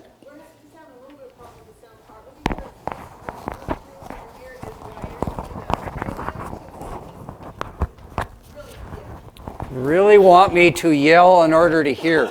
Can you hear me now back there? Raise your hand if you can hear me all right. So you think, okay, so we'll see how we do. So I'm really aware of what it's like to deal with pain in a primary care setting because it's unlike anything else that we do, and it's particularly difficult, at which point primary care doctors just refuse to do it. You may say, well, that's not true. How can they refuse to do pain? Well, they actually do. I travel around the country and I visit primary care providers of all types, nurse practitioners, physician assistants, family physician, internal medicine, and they say, well, as long as they're taking 3 Vicodin a day, they go to the pain specialist. I won't take care of that. No more. I have a provider in Manhattan, primary care provider. This is a friend of mine whose mother has arthritis, right? So she needs treatment for her arthritis, and the nonsteroidals aren't working, and physical therapy isn't working, so she needs an opioid to treat her arthritis. She, in this downtown Manhattan now, she goes to a primary care provider who will not give her anything more than a nonsteroidal for her arthritis. She has to go to the rheumatologist to get anything more because the primary care provider has on her check-in area, this is where you go in, you give your card or you pay your bill, has in the check-in area, we do not give narcotics here. How would that play in Montana, let me ask you? It does play. It does. So the primary cares don't do that here. There are, within different communities, it varies. So I'm going to talk to you today about managing pain in primary care. And of course, I'm going to make this plea that this is where pain should be managed. I hope you come away with that thought that maybe we can do that primary care. Remember, I'm primary care, coughs, colds, hypertension, diabetes. Long lists of things that people want me to do. I haven't been able to see you for several months. I have 8 things on my list you need to accomplish. I have 7.5 minutes. That's my life. And I want you to be aware that we can do this. We probably are the best people to do this in primary care. We are the most well-positioned to do this. So I hope I can convince you of it, even though I know this is difficult. And a lot of this talk is going to be around opioids. Dennis already mentioned maybe opioids don't work. You know, the opioids work for some people. They work for a lot of people. Which people are they? How do you make that work in your practice? That's what I hope you understand before the day is over. The problem, of course, is this. And if you don't get around this problem, you will never get through pain management. This number of people have chronic pain in the United States, 65 million. I've heard numbers as high as 85 million people have chronic pain in the United States, and you say, gee, are there really that number of people that have chronic pain? It really depends on how you measure this. I work with European colleagues who see these kind of numbers in the United States, and they say, are Americans just wimps? Why do you have so much pain here? We don't have this much pain in France, England, the Netherlands. We don't have this kind of pain. Well, I wonder, is that really true? They don't use nearly as much opioids in Europe than we do in the United States. The most commonly prescribed drug in America. All right, so you think you know what that is. Well, what's the 3rd most commonly prescribed drug in America? If you think you know number 1, what's number 3? So number 3 is Lipitor. Number 2 is amoxicillin. And number 1 is hydrocodone compounds. It's not even available in Europe, hydrocodone compounds. They don't even have that. They tend to use a lot more. So what is this? Why is this a problem? Are Americans just wimps? And I'll tell you, probably not. We probably are more sensitized to pain and actually thinking about pain more. My mother's 85 years old, probably has polymyalgia rheumatica, although her SED rate isn't really high. It's in the 60s. She talks to me. She has a primary care provider who really does this training because the rheumatologist is just too busy to take care of my mother. Don't you think my mother would be getting pretty good pain management, you know, seeing how I do pain, I'm primary care. So she goes to see her primary care doctor who says, well, maybe this prednisone will help you, but just don't take it too much. So puts this on this real rapid taper, and then she calls me and says, you know, I'm having trouble getting out of bed, and when I try to cook, I can't really reach anything above my head. I have to use my other arm to put. She has pretty bad polymyalgia, and her life is being affected by this. She needs grab bars to get off the toilet because she's so weak. She complains about pain a lot. But if I were to ask her primary care doctor, says, oh, no, this isn't a big deal. It's not polymyalgia. Maybe she. I think there's a lot of this pain going out there that people just tolerate, don't talk about a lot. And if we opened ourselves up to how much is this pain affecting your life, could I do something more? Not that opioids would be the answer for my mother. I'm not mentioning that. But if we mention that there are this number of Americans that have chronic pain, is it because we're not asking enough? Maybe there's more than this. Maybe we could do more. If you measure how many pain specialists, you know, we had a couple of people in this room, as the American College of Pain Medicine, that's one way you can get a pain specialty designation, or the American Board of Medical Subspecialties as an added certification. Those are the 2 ways you can get recognized as being boarded in pain in the United States. What's the math like here? Are we ever going to have enough pain specialists? This is the only place we're going to have enough people to take care of chronic pain, is in the primary care arena, just like hypertension or diabetes. There's no way we could take care of these diseases if 120 primary care providers didn't step up to the plate. And this is my message to you. The next major advancement in pain medicine will be in the training and expertise of primary care provider. And I've listed people I think are considered primary care provider. And I'm not even mentioning the psychologist or the licensed social worker who do a lot of primary care. OBGYN, do they do primary care? Yeah, they do primary care. Why? Because the patient gets to know the primary care provider being the obstetrician, and they say, gee, I got this cough and cold, I think it may be swine flu. And then all of a sudden, that becomes the new primary care provider. So what are the issues? I'm going to go through some guidelines, because there's all sorts of people saying there's no guidelines for chronic pain. We can't deal with it because of guidelines.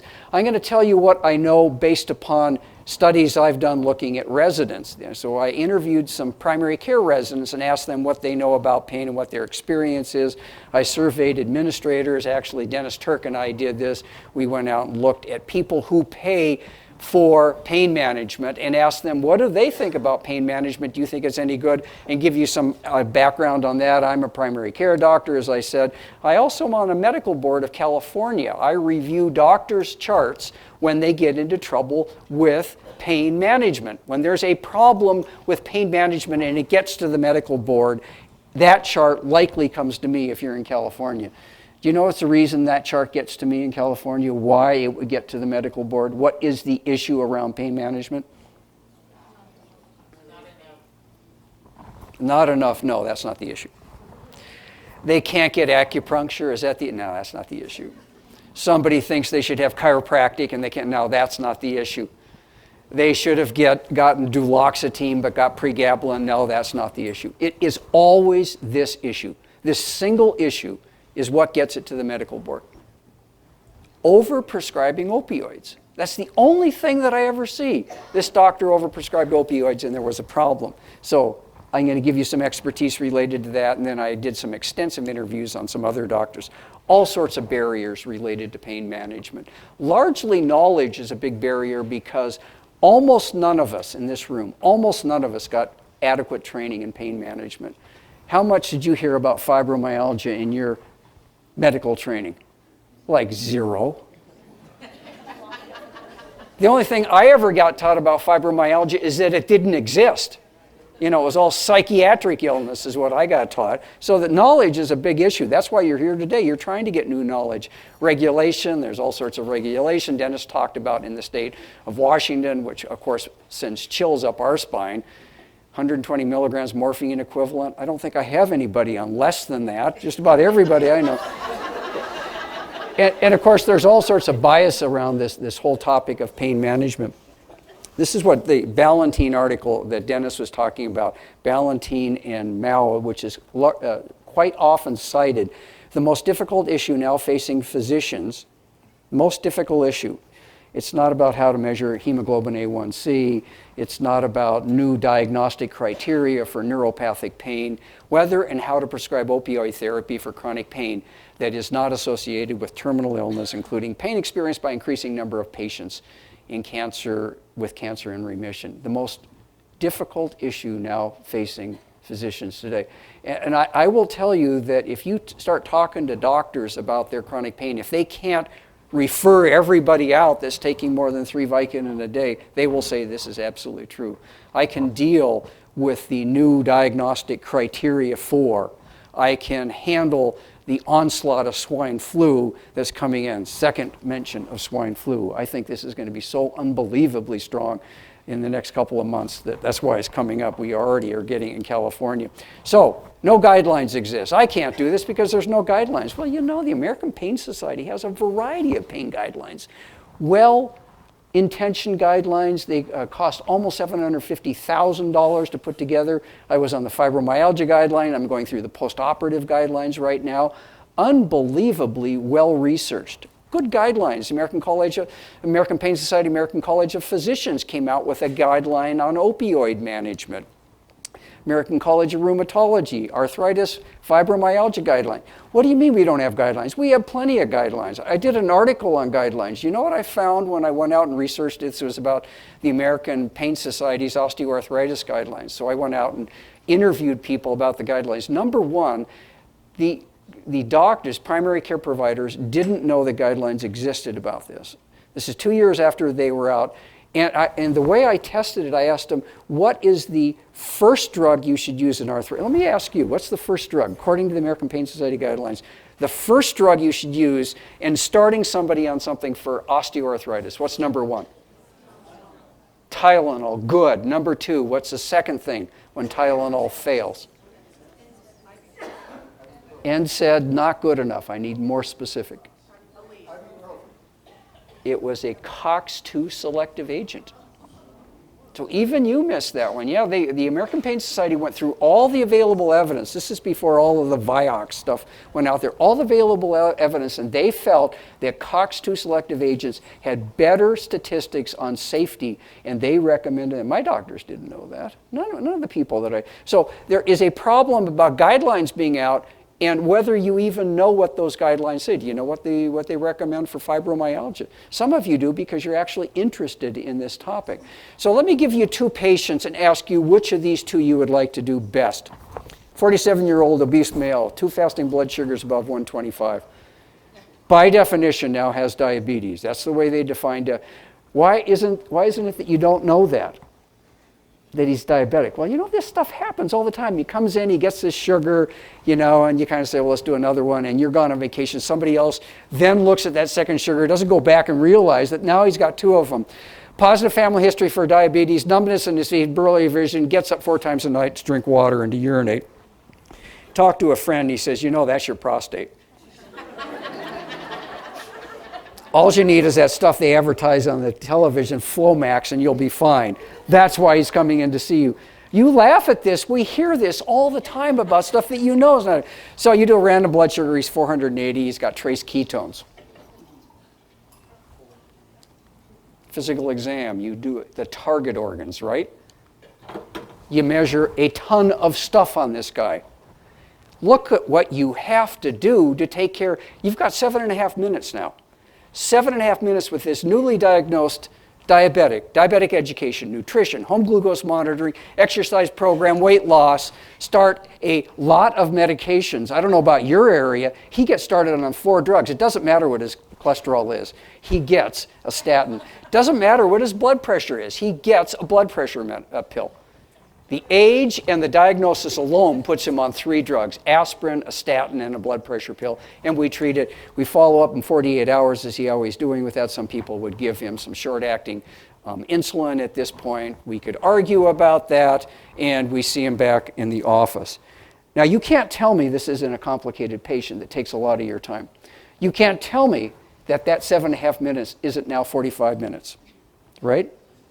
Do you like treating this patient?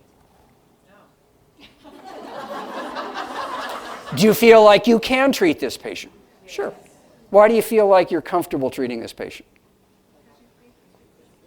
Because you what? You got to come by. Go, so you go into the guidelines. I hear the guidelines. Right? It's been brain. Your brain dead? What are you saying now? It's been put into your brain that you know how to do something with this. There's a lot of information out there about diabetes, and they are educated about it all the time. So you're educated about it all the time. There's a lot of information. All right. I got that. 47-year-old female with achiness everywhere, tender points, fatigue, poor sleep. 3rd visit requesting something stronger than Vicodin because it's not working anymore. Disability from work. Handicap sticker. And she doesn't want to go to the jury.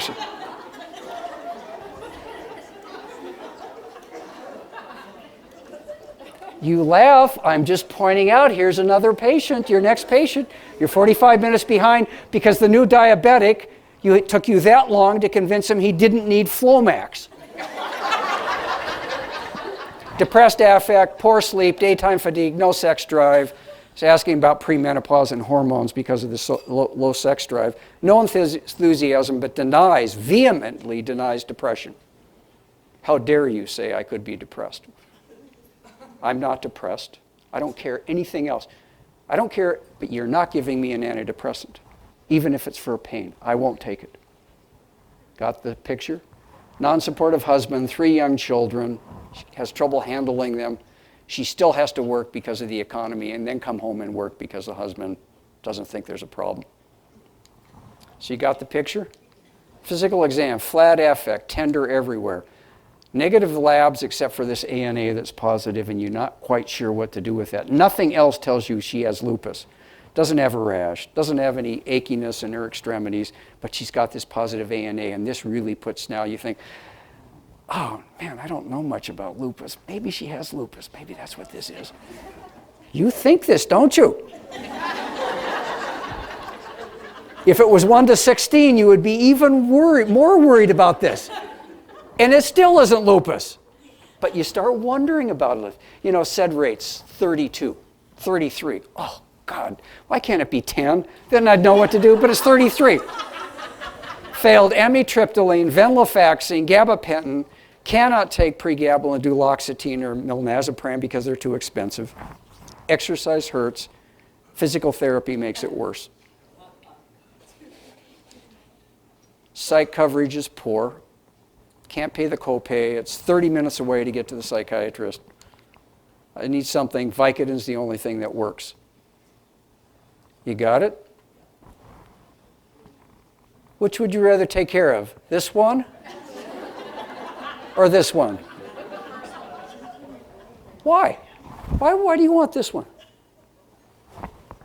Don't tell me this isn't a complicated patient. This is very complicated. This is going to take a lot of your time, not just today, but going forward, because you know what? This patient is not going to be easy. He'll take his metformin, but he won't. He'll get a cough from his ACE inhibitor, and he'll get some achiness from his statin, and you're not going to know, is this some underlying pathology, or is it the statin? So you put him on a different statin. It'll cause the same problem, and then what are you going to do with this guy? He's going to be a problem. He's not going to check his own glucose monitoring, is he? Not right away. He's not going to believe it. He's going to go around. You'll find somehow that he got Flomax from somebody else because he still doesn't believe you. It's true. He's going to do this stuff. He's not going to check his monitor. And then maybe after a year, he'll finally, you know, when his numbness gets worse, now he's waking up at night because of the pain, he's finally going to believe this. This will not be an easy patient. It'll take time to convince him that this is important. Now, this isn't always true. Sometimes people are really adherent to your regimen right away, but oftentimes they're not. It takes time. It takes you constantly kind of, you know what, I'm worried about your eyes. You may be blind if you don't start doing something with your blood sugar. Maybe that will make him start doing it. This patient you don't like for some reason. Why is that? Why does this become more difficult for you? He is complicated. He's going to take time. So is she. She has some preset ideas about depression. She thinks this is premenopausal and just wants some hormone therapy, and that'll be fine. Is it guidelines? Is it because of guidelines? Well, I think the problem is our lack of real knowledge in these areas, and we don't have as much information that's consistent. We don't have those guidelines to treat fibromyalgia like we do with diabetes and stuff. There aren't these huge trials. So what I'm hearing from the east side of the room, is that east? West side of the room. You are a little liberal, aren't you? You're coming from the west side of the room. Is that we don't have the guidelines, therefore, and that's the problem. And that may be the problem. I think we don't know about these guidelines. We certainly get drummed into our head. And you know what? You can measure an A1C. The monofilament exam is pretty easy. You can do a retinal scan on people. You know exactly what the microalbumin looks like. You know exactly what to do. What are our hallmarks for fibromyalgia? What can you measure? How do you know when you make progress? Well, there are things that you can do. It's that I don't think we're as familiar with it, and I don't think we're as comfortable with it. We don't know exactly. It hasn't been drummed into our head. And you know what? It feels psychiatric. it feels like it is behavioral. And it feels like we really can't deal with that. We want somebody else to deal with it. In reality, I think a lot of the diabetic stuff is behavioral. You got to make them lose weight. You got to make them exercise. You got to make them follow a diet. You got to make them do their blood sugars. You got to make them take their medication on time. You've got to do all of this stuff, which is behavioral. All of that is behavioral, but we're more used to that. We're more used to tolerating non-adherence in the diabetic because it's something that will come back and that we'll get to see them. With the fibromyalgia patient, it becomes much more difficult. And what I say is when we get comfortable with fibromyalgia and we understand those behaviors, it won't be as big a problem. Strong push to use opioids. Let me get back to the big issue for us, which is opioid therapy. Medical boards, the Federation of State Medical Boards, Jim Boland's going to talk about this, is all related to pushing doctors to use opioids. The whole push is, it is safe to use these opioids, just follow some simple criteria. There's 7 criteria, the chart should have 10 parts to it, no big deal. Most state medical boards have intractable pain acts, and they say use opioids, opioids are good. And at the same time, the Mayday Project found the more you use opioids, the more risk you're going to get into trouble with the medical board. No, wait a minute. The medical board's telling me to use opioids. And then, if I use opioids, then I get into trouble with opioids. Where's the middle ground? How much opioids is enough? Oh, we can't tell you that. That's too much. We don't know what that means. Yeah, this is a big, big issue. And even though regulatory oversight of providers giving opioids is unbelievably rare, everybody has heard of somebody who got in trouble. Oh my God, that doctor down the street, he seemed like he was a good doctor. He got in trouble with it. They closed his practice. They came in with these suits on and shut his practice down. What they do is that when the FDA actually, or the DEA actually comes into a practice, it's usually a high-profile practice. Everybody hears about it. So regulatory oversight is a big issue. So old teachings related to opioids, all patients get addicted to narcotics. That would be the word they'd use. Now, people don't get addicted very often. That was our old teaching, side effects limit effectiveness. Now, you know what? Constipation we can handle. Most of the side effects get better with time. Save the opioid until it really gets bad because people develop tolerance. Tolerance is exaggerated. We certainly know animals get tolerant, but do humans really get tolerant? There's even controversy about whether people get tolerant. Pain doesn't really kill people, and Libeskind from UCLA said, we have good evidence that pain actually kills. It affects the immune system. Pain, there's a much higher incidence of suicide in people that have chronic pain. So actually this is important. So this is the old teaching, and now we have new ones. All patients should be given a trial of opioid.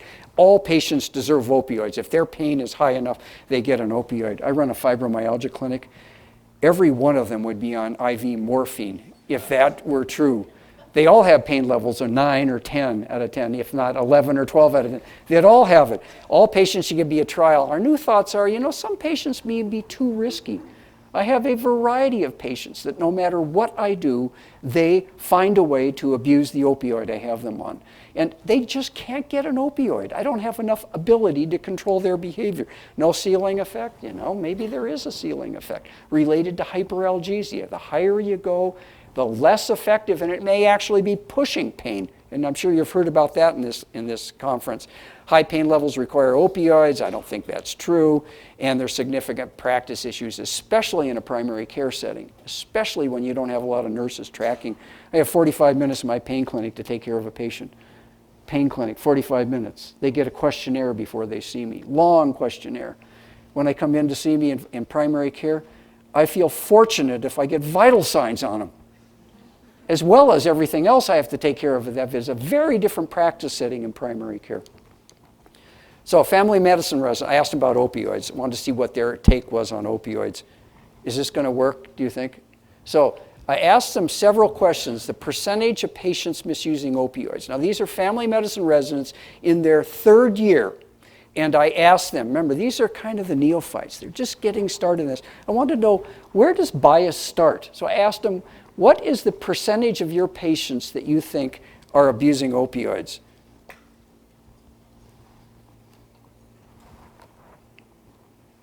This isn't going to work. This doesn't plug in.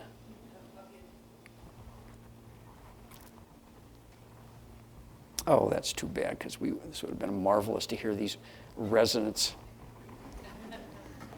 Residents really know it all, it's true. So there's no doubt in my mind, they say, they're all abusing the opioids. I am going to go past this since I don't know when our guy is going to come up. Look at our nice residents there. Don't they look nice?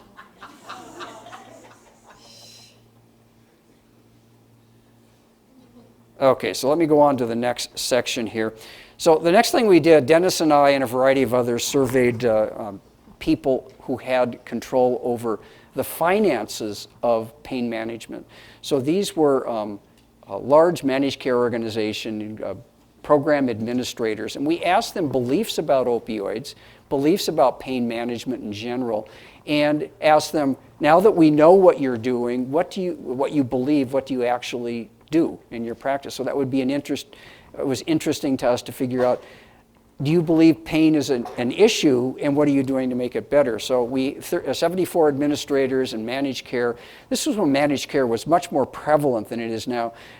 People say managed care is dead. Managed care is not dead. It's just under a different name now. We have managed formularies. We have people watching what you do with your medicine. It's just not called managed care anymore. Small managed care plans from 2,000 patients all the way up to 25 million patients. 2/3 of the sample did not have identified pain management programs. 60% acknowledged there was no specific guidelines in place to handle pain. 75% acknowledged they believed such costs could be reduced with pain programs. So even though they believed they could do better, and it needs a phono plug, not that kind of plug. They could do better. Okay, so we're going to go without that. So even though the administrators believed they could do better with the pain management program, they didn't promulgate guidelines, they didn't teach the primary care doctors about it, and even when it could reduce costs. We asked them what they thought were the big problems in pain, because we already know what the big problems were, and we wanted to see, did this match what we thought? And they were right on. Back pain, headache, musculoskeletal pain was really high within all communities related to pain management and costs, and they identified this very quickly. So we knew they were pretty smart about what pain was doing within their organization and where costs were coming from. So they knew about that. 60% agreed that good evidence to support rehabilitation, functional rehabilitation programs. So well over half thought functional rehabilitation programs were good, and they also said they frequently deny payments for such programs. 84% self-management is an important aspect for pain. 11% believe their organization did a good job in educating patients about pain management. Now, isn't that interesting? Almost 90% of people thought that education was good and they didn't do it. Chronic pain, like other chronic diseases, lends itself to disease management, they told us. Primary care is best equipped to do this. So next, which is an interesting phenomenon now that we know that they're not paying for what they believe could be beneficial.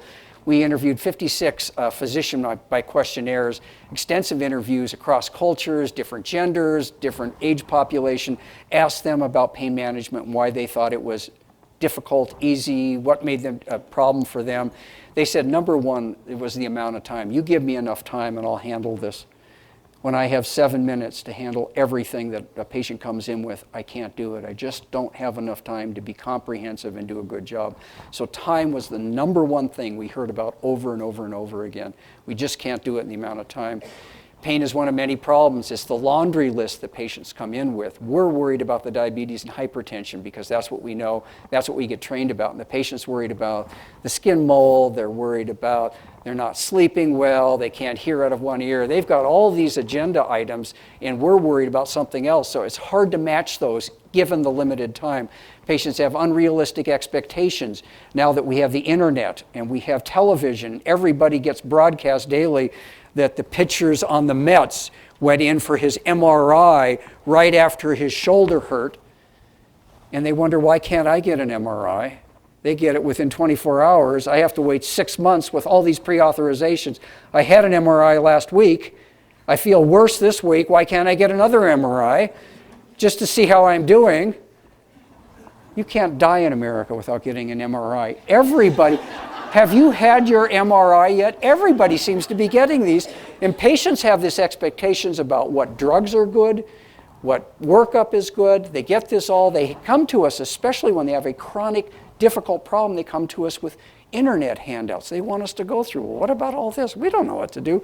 We're trained in primary care to be the patient advocate. We are the captain of the ship, guiding the patient through the troubled waters of medical care. I don't know if you've ever been a patient yourself or seen a family member through a difficult medical problem. You realize this is really a very complex medical society that we're in. If you don't have somebody guiding you through this, you can easily get lost. You get prostate cancer. There's so many treatments for prostate cancer. How do you decide what to do? Well, bring the patient in. You can have implanted radium rods. You can have prostate surgery where you can take your testicles off. How do you decide that? How do you know? It is actually very complicated, and the primary care doctor is the person who the patient comes back to. Not that we know. I had a patient ask me, gee, doc, what should I do for my prostate cancer? And I'm thinking, I don't know. I have no earthly idea. I am just, but they come back to me because I know them. I've been with them so long. I've guided them through so many other problems. They come back to me and ask me this.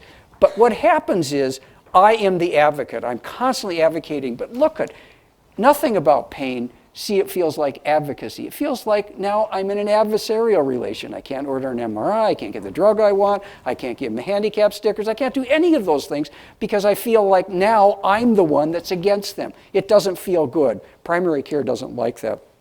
Example of this. Here's a patient. Diagram. What does she have? Diagnosis by diagram. What's her diagnosis? Fibromyalgia, pain. Look at, she's got pain everywhere. Top of the body, bottom of the body, the front, the back. Page 2. Describe the location of your pain about 1 inch into my brain from the top of my head.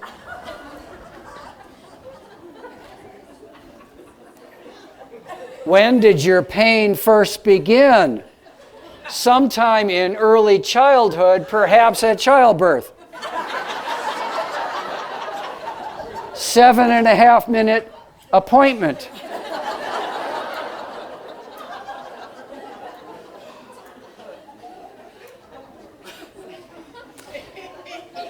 We all laugh at this. This is a very good patient in my practice. Good, I'm making a value judgment. She and I are working hard to deal with this problem. But you can imagine when a patient comes in like this, how difficult it is for a provider that isn't versed on what the opportunities are to make this patient better. This just seems overwhelming. How is this possible? How can you have pain in your skull like this? Fibromyalgia patients do have this. They describe that very accurately. Is it in their brain? Probably not. Well, it probably is in their brain someplace. But if you start throwing your hands up immediately and say, this is not something I can handle, it's way too complicated, the provider gives up. You can't give up on this. Oh, you would have loved this movie. Top concerns among primary care providers. Notice when we asked about medication, this is a study another doctor published, prescription drug abuse, prescription abuse, and addiction, number 1 and 2. Medication interactions way down on the list. Adverse events down on the list. This is something that I published about acute pain and what primary care. Now, you notice all these numbers are high, but if we're looking at pain specialists, emergency room providers, or PCP, I just want you to point out here, chronic pain treatment challenging due to addiction potential. I can see where emergency room providers would have more of an issue with that. You don't have a chart, you don't have any background on patients, you don't know what they're like, where they come from. I just need my refill on my Dilaudid, my doctor's out of town, just give me some Dilaudid. In the ER, you could have problems with that. I need Demerol, 75 milligrams, 25 milligrams, Phenergan, I need it and I need it now. You probably, as in the ER, would probably have trouble with that, wouldn't you? Especially since you don't know the patient. I could understand that. Primary care has that same issue. Why is that? We know our patients because prescription drug abuse in primary care is common enough and behaviors are common enough about half of the time. Steve Pasek and I did a study looking at how common are unusual behaviors, early refills, lost medications, cat ate my bottle of Vicodin. They are common enough. About half of the time you're going to hear behaviors that are worrisome to you. You can't easily explain. And what to an uninitiated provider, it seems like addiction. In reality, it isn't. It's just normal behavior. Patients don't lose their digoxin. You know, they probably do lose their digoxin. They probably have it get thrown in the wastebasket, but we just don't know about it because it never dawns on us when they call in early for it. Because I just refill it, I don't care. When they call in early for their Vicodin, I care about that one. I'm tracking that one like crazy, but everything else I don't track. Pain referrals, oh, I love this, pain referrals. You send a patient off to a pain expert, right? Patients still have pain when they come back. They get put on these unusual drug combinations. Oh my God, they're on 2 antidepressants, 3 anticonvulsants. What is that all about? I don't even understand how these drugs work. Psychiatric issues are unaddressed behaviors that come back to me and they still call in early for their drugs and the patient isn't accepting any of the issues. They make me feel like I can't diagnose. Your patient has an internal disruption. I'm happy to announce your patient has quadratus lumborum. Oh my God, am I happy I referred this patient. I have no idea. On evaluation of the patient with a discogram, I don't know what a discogram is, we found internal disruption of the disc. What does that mean? And we decided to do a IDET procedure. Oh my God, now you really have me. What happens is when we get these back, we feel like we in no way can deal with the patients anymore because it seems like all the patients could have that. It would look like a regular run-of-the-mill back pain patient. Now they have something I can't even diagnose. They're all put on higher doses of opioids. They're on 8 Vicodin a day, they come back, and now they're on methadone, high doses, Dilaudid for breakthrough, and still on the 8 Vicodin a day. And their pain level's exactly what it was when I sent them, and I'm thinking, oh my God. And they still have the same pain. So let me tell you the hallmark, the summing up of all of this. We are the only providers that are able to deal with this number of chronic pain patients. We are the only ones by numbers, by sheer numbers alone. And I also think this is a chronic disease, just like diabetes or hypertension or congestive heart failure or COPD. We do this all the time. And as I pointed out with those 2 patients, the one newly diagnosed diabetic, it's a very complicated patient. We're just used to doing that. We can handle that many different things. I know if I asked you, a patient returns with diabetes, what questions would you ask on history? What physical exam, what lab would you order? You would come up with 15 things off the top of your head. Would you have that on a little cheat card? And no, you'd have that on top of your head. You'd have it immediately. You'd know exactly what to do with that patient. Patient comes back with low back pain on methadone. What do you track? What do you measure? You probably would have some trouble with that. My guess in this room, you wouldn't because you're here, you're learning about this, but the average standard primary care doctor would not know what to do. As a matter of fact, when it's called in early for the Vicodin, I actually studied this. I looked at charts of over 50 doctors when there was some unusual behavior around prescribing. Early refill, medication stolen, there was something on a nurse's note.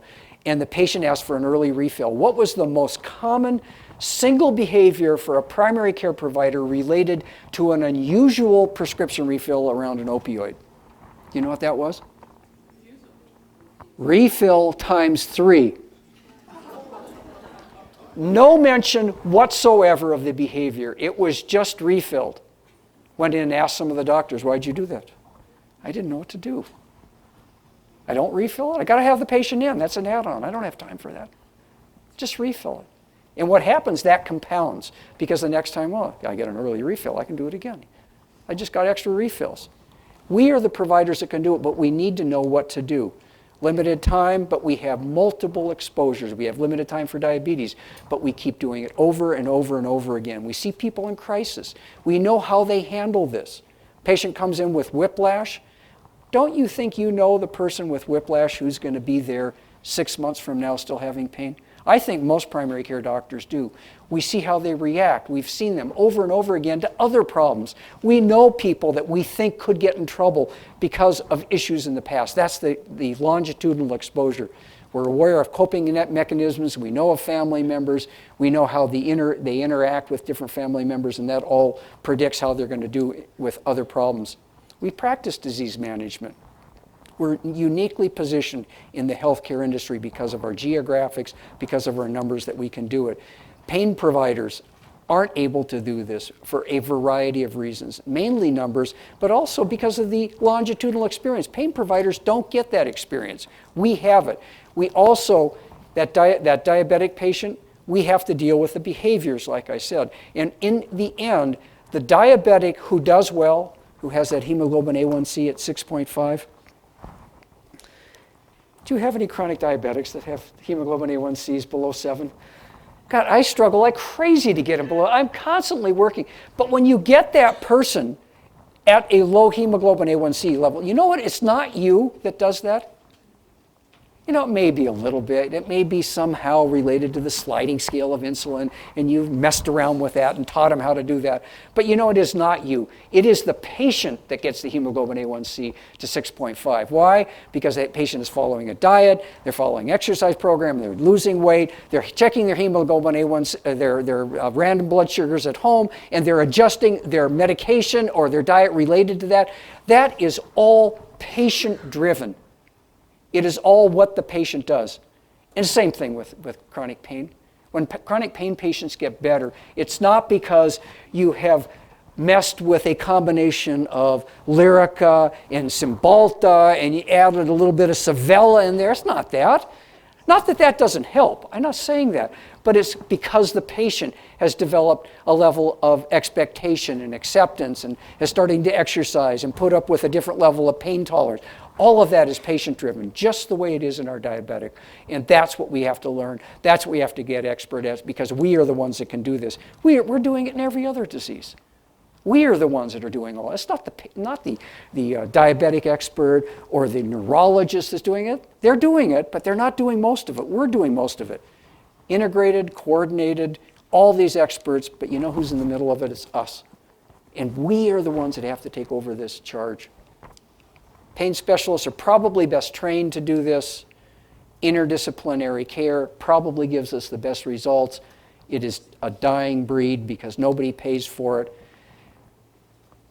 We are the interdisciplinary pain people now. We are the ones that have to put this together just the way we do with all the other disease processes, and we can do it because we've done it in every other one. And I want to say we should be getting better at this. Just like you're coming to this program for 2 days, we have to get our colleagues stepping up to the plate. Otherwise, it'll never, ever be handled in America. Just won't happen. Thank you very much.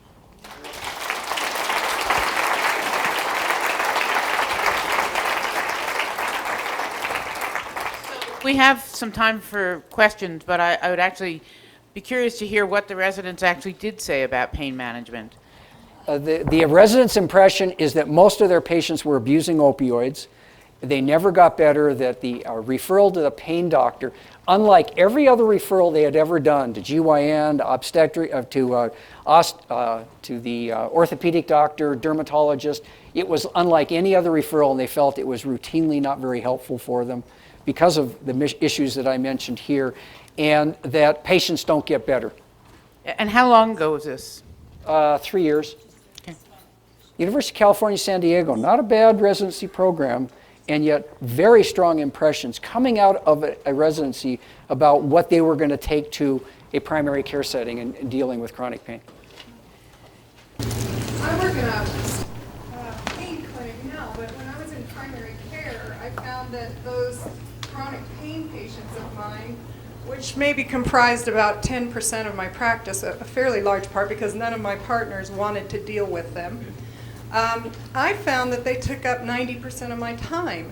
And when they came in for their yearly physical, in which I should be looking for other disease processes, a lot of the appointment was taken up with discussing their pain and trying to manage their medications and things. I felt like it was better to refer a number of those patients to specialists who could deal with their pain, and I had them back to just deal with their physical things, because we never some of them I would never get to a place where I could talk about the possibility of cancer or deal with their high blood pressure, or their issues was always their pain. So I think. So how do you do that? So the question I'm getting is patients have multiple other medical problems, but no matter when they came in, it was all pain, pain, pain, and you can never get around to it.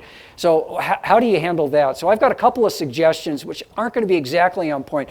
Number one, you've got to see these people back more frequently. You can't just say, recheck PRN and expect them to come in 4 months and not want to talk about pain. You've got to see them just more frequently than that, because they're going to have these laundry lists. And if you're going to handle their hypertension and diabetes, you've got to see them like every month just until things get calmed down.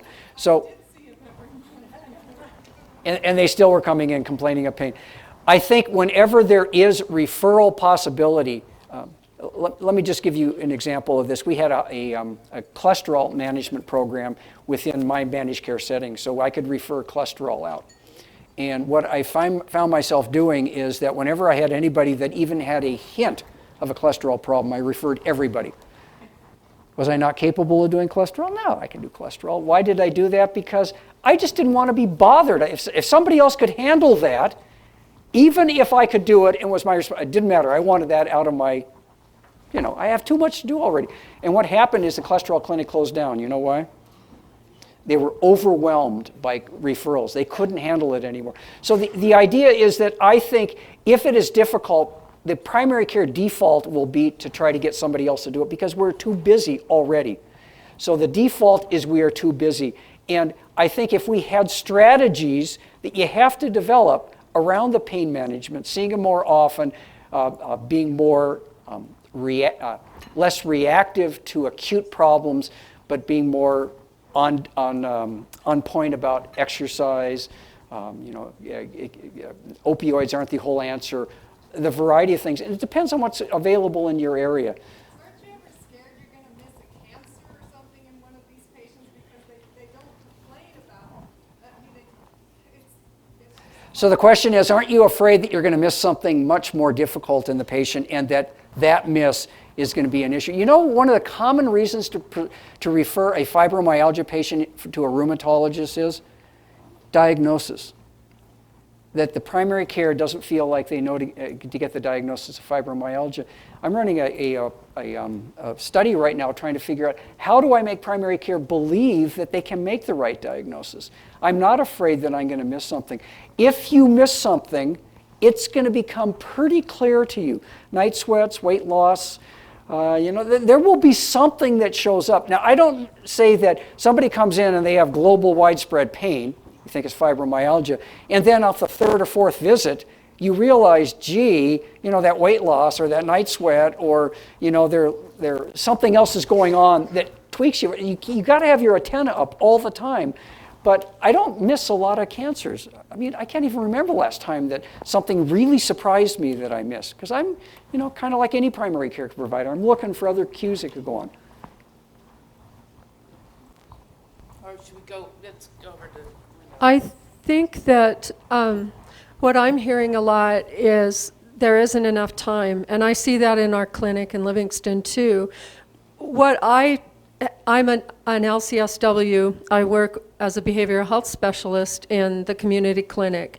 And what I found is our case manager and myself get hooked up with these chronic pain patients to do some of the self-management talks with them, to do some of the how are you functioning talks with them, so that it frees up the clinician and the nurses to be able to actually deal with the physical piece and the medication piece. And it's really, we found it easy because in our clinic, we can actually go in when the client is meeting with the doctor, and the doctor can tell us, you know, this person, we're having trouble managing their pain, et cetera. And so utilizing that interdisciplinary team takes some of the stressors off of the clinician and the doctor to do all of those things, because we can do some of the therapy and some of the talking through and how are you functioning and some ideas and self-management, whereas the clinician and the doctor don't have time. Absolutely. So I don't know if you all heard that, but they're using different models, using a team approach, having the licensed social worker do some of the talk therapy. We use groups to do it as well. We'll put 30 people in a room and they'll talk about coping strategies and exercise and things like that, which make it more compatible when you have larger groups. Linda? Yeah, I'm a nurse educator. Is this on? Yeah. I'm a nurse educator, and I had the same thought, was that, you know, in the hospital, the nurses do really help the physicians, do the health education, getting people ready for discharge, telling them when to call the doctor if they have problems, setting up that care management plan that isn't happening in primary care. And I'm just wondering if you're aware of any potential programs or some ideas of how we, as educators of nurses, could build that relationship so we could be doing it in primary care as well as we do it in the hospitals. I heard one example over here where you're using a licensed social worker. We do it in a group setting. If you think about the difficult diabetic patient that I set up, most of that is not being done by the provider, by the physician provider. You know, the education is being done by a nurse. If the person needs insulin injection, the provider's not teaching them that. It's being done by the nurse. So is having your clinic, if you have enough fibromyalgia patient, enough chronic pain patient, is to be able to send them to some place, having group support in some way, you know, doing evening clinics where a lot of people would get together. There is an issue in terms of reimbursement, and how do we in primary care, not in a large managed care system, you know, get reimbursement or get that paid for. It's a fabulous idea, but I think... Dennis, there are mechanisms of reimbursing for groups. I hear people do it. Are you aware of any codings or anything that can be done? Psychology, and I don't know about other areas. I don't know if nurse education, I don't know. Dennis was mentioning about psychology, certainly can. Yes, go ahead. You know, I was going to say, really, there's three things I think we need to do. One is, I got to be honest, it's time for us physicians to push back on the insurance companies. You know, 7.5 minutes is not enough time to take care of chronic patients, whether it's chronic diabetes or not. And we have, for too long, been pushed into a reimbursement scheme where we see more and more patients. And we can't do the work we need to do in that limited amount of time. Are you primary care? No, I'm not. I'm a specialist. The other thing I have to say as a specialist is, you know, we work together. And so one of the questions over here is when to refer. If you've got a patient that has any difficult problem that you can't solve in your 15-minute thing, that's when you spin them off to a specialist. But with chronic pain, with any other specialty, when I was in my training, you would send them to a kidney specialist. Well, you would learn from the specialist in the consultation. But in the training programs, you don't listen to what the pain people tell you. You know, you gotta learn from your specialist, and that can be very helpful. You're gonna have to learn how to take care of fibromyalgia. It's not that complicated. It's a very easy disease to take care of. It's just that you make two mistakes. First of all, you get told it doesn't exist, so you can't manage something that doesn't exist. And then everything that walks in your door is fibromyalgia. You gotta learn the criteria. And the third thing is, as a specialist, what I need back from a primary care doctor, I need you guys to do primary care. I can't tell you the number of patients that I see with these issues. Did your primary care doctor talk to you about obesity? Did they talk to you about smoking? Did they talk to you about hypertension? Did they talk to you about exercise? And the percentage of my chronic pain patients that have discussed those issues with their primary care providers is fairly low, actually. So You're just not do their talking to your primary- patients about smoking and obesity? All the time, I'm talking to my patients about that. Yeah. Not the chronic pain patients. Other questions before we break? Yes. I'm a physical medicine rehab doc. I'm a pain doctor. My heart goes out to the primary care physician, seriously. Thank you. I would rather sandpaper a bobcat's ass in a phone booth than have your job. Okay? That's a good Montana saying. That's a Montana. Some helpful hints. I prescribe 7, 14, 28 days, not base 30 on your narcotics. Months vary. That way they fall due 7 days, 14 days, 28 days in the week. You're not worrying. You don't catch them if they go to the ER because they ran out. They're inappropriately taking them. It covers you. The pharmacists will do that. I don't care if we can reduce the national budget in half by giving them a 90-day supply through a mail order house. They're not getting it. No way in hell. You have no way of tracking it. The mail order house says they sent it. They say we didn't get it. So I think we have to start, the answer is no. I actually, as a primary care physician, actually disagree with that, and I disagree with that for a number of reasons. We don't do that with our diabetics. We don't do it with our patients with congestive heart failure. We don't do it with other patients with chronic disease. At some point, there are patients who can have that 90-day supply, and to blanketly say that we can't give out a 90-day supply of opioids or whatever pain medicine works for them, I think is an issue. Yes, there is a subset of patients where we have to do that, but to say that blanketly, we're getting back into that. This is not a chronic disease model. Chronic persistent pain is a chronic disease, and we have to really start looking at it again, I think, as a chronic disease like diabetes, hypertension, whatever else is out there. Yeah, I would like to second that and let you know that the pain specialists in the pain clinic that I was part of before, I would see many more challenging chronic pain opioid patients, people that the primary care doctor referred because it was an opioid issue. In the primary care population where grandma is taking 3 Vicodin a week, you're not going to give her 3 months worth? You're going to have her do it every month? You're going to see her every month for those 3? No, probably not. It's much more likely in the primary care setting that we have a lot of patients that do just fine on reasonably low doses of opioids, that they don't even take as often as you would like to take them. Oh, it really wasn't so bad, doc. As long as I sat down halfway through my trip to Costco, I was okay. I didn't take any Vicodin. No, why didn't you take your Vicodin? It's okay. You can take it for that. It's more likely we are going to see that. In the pain clinic, they're not going to see it as much because they get referred the more difficult patient. It's okay to do it for those patients that you feel comfortable with. It's not okay when you see behavior, calling in early multiple times just to give 3 months. That's not okay either. You got to be alert to that and do it appropriately. I'll defer a bit to that, but I'm still worried about it. Seriously. Because then we have to find a better way of tracking with that 90 days. Absolutely. If you run into it, I don't just know you do.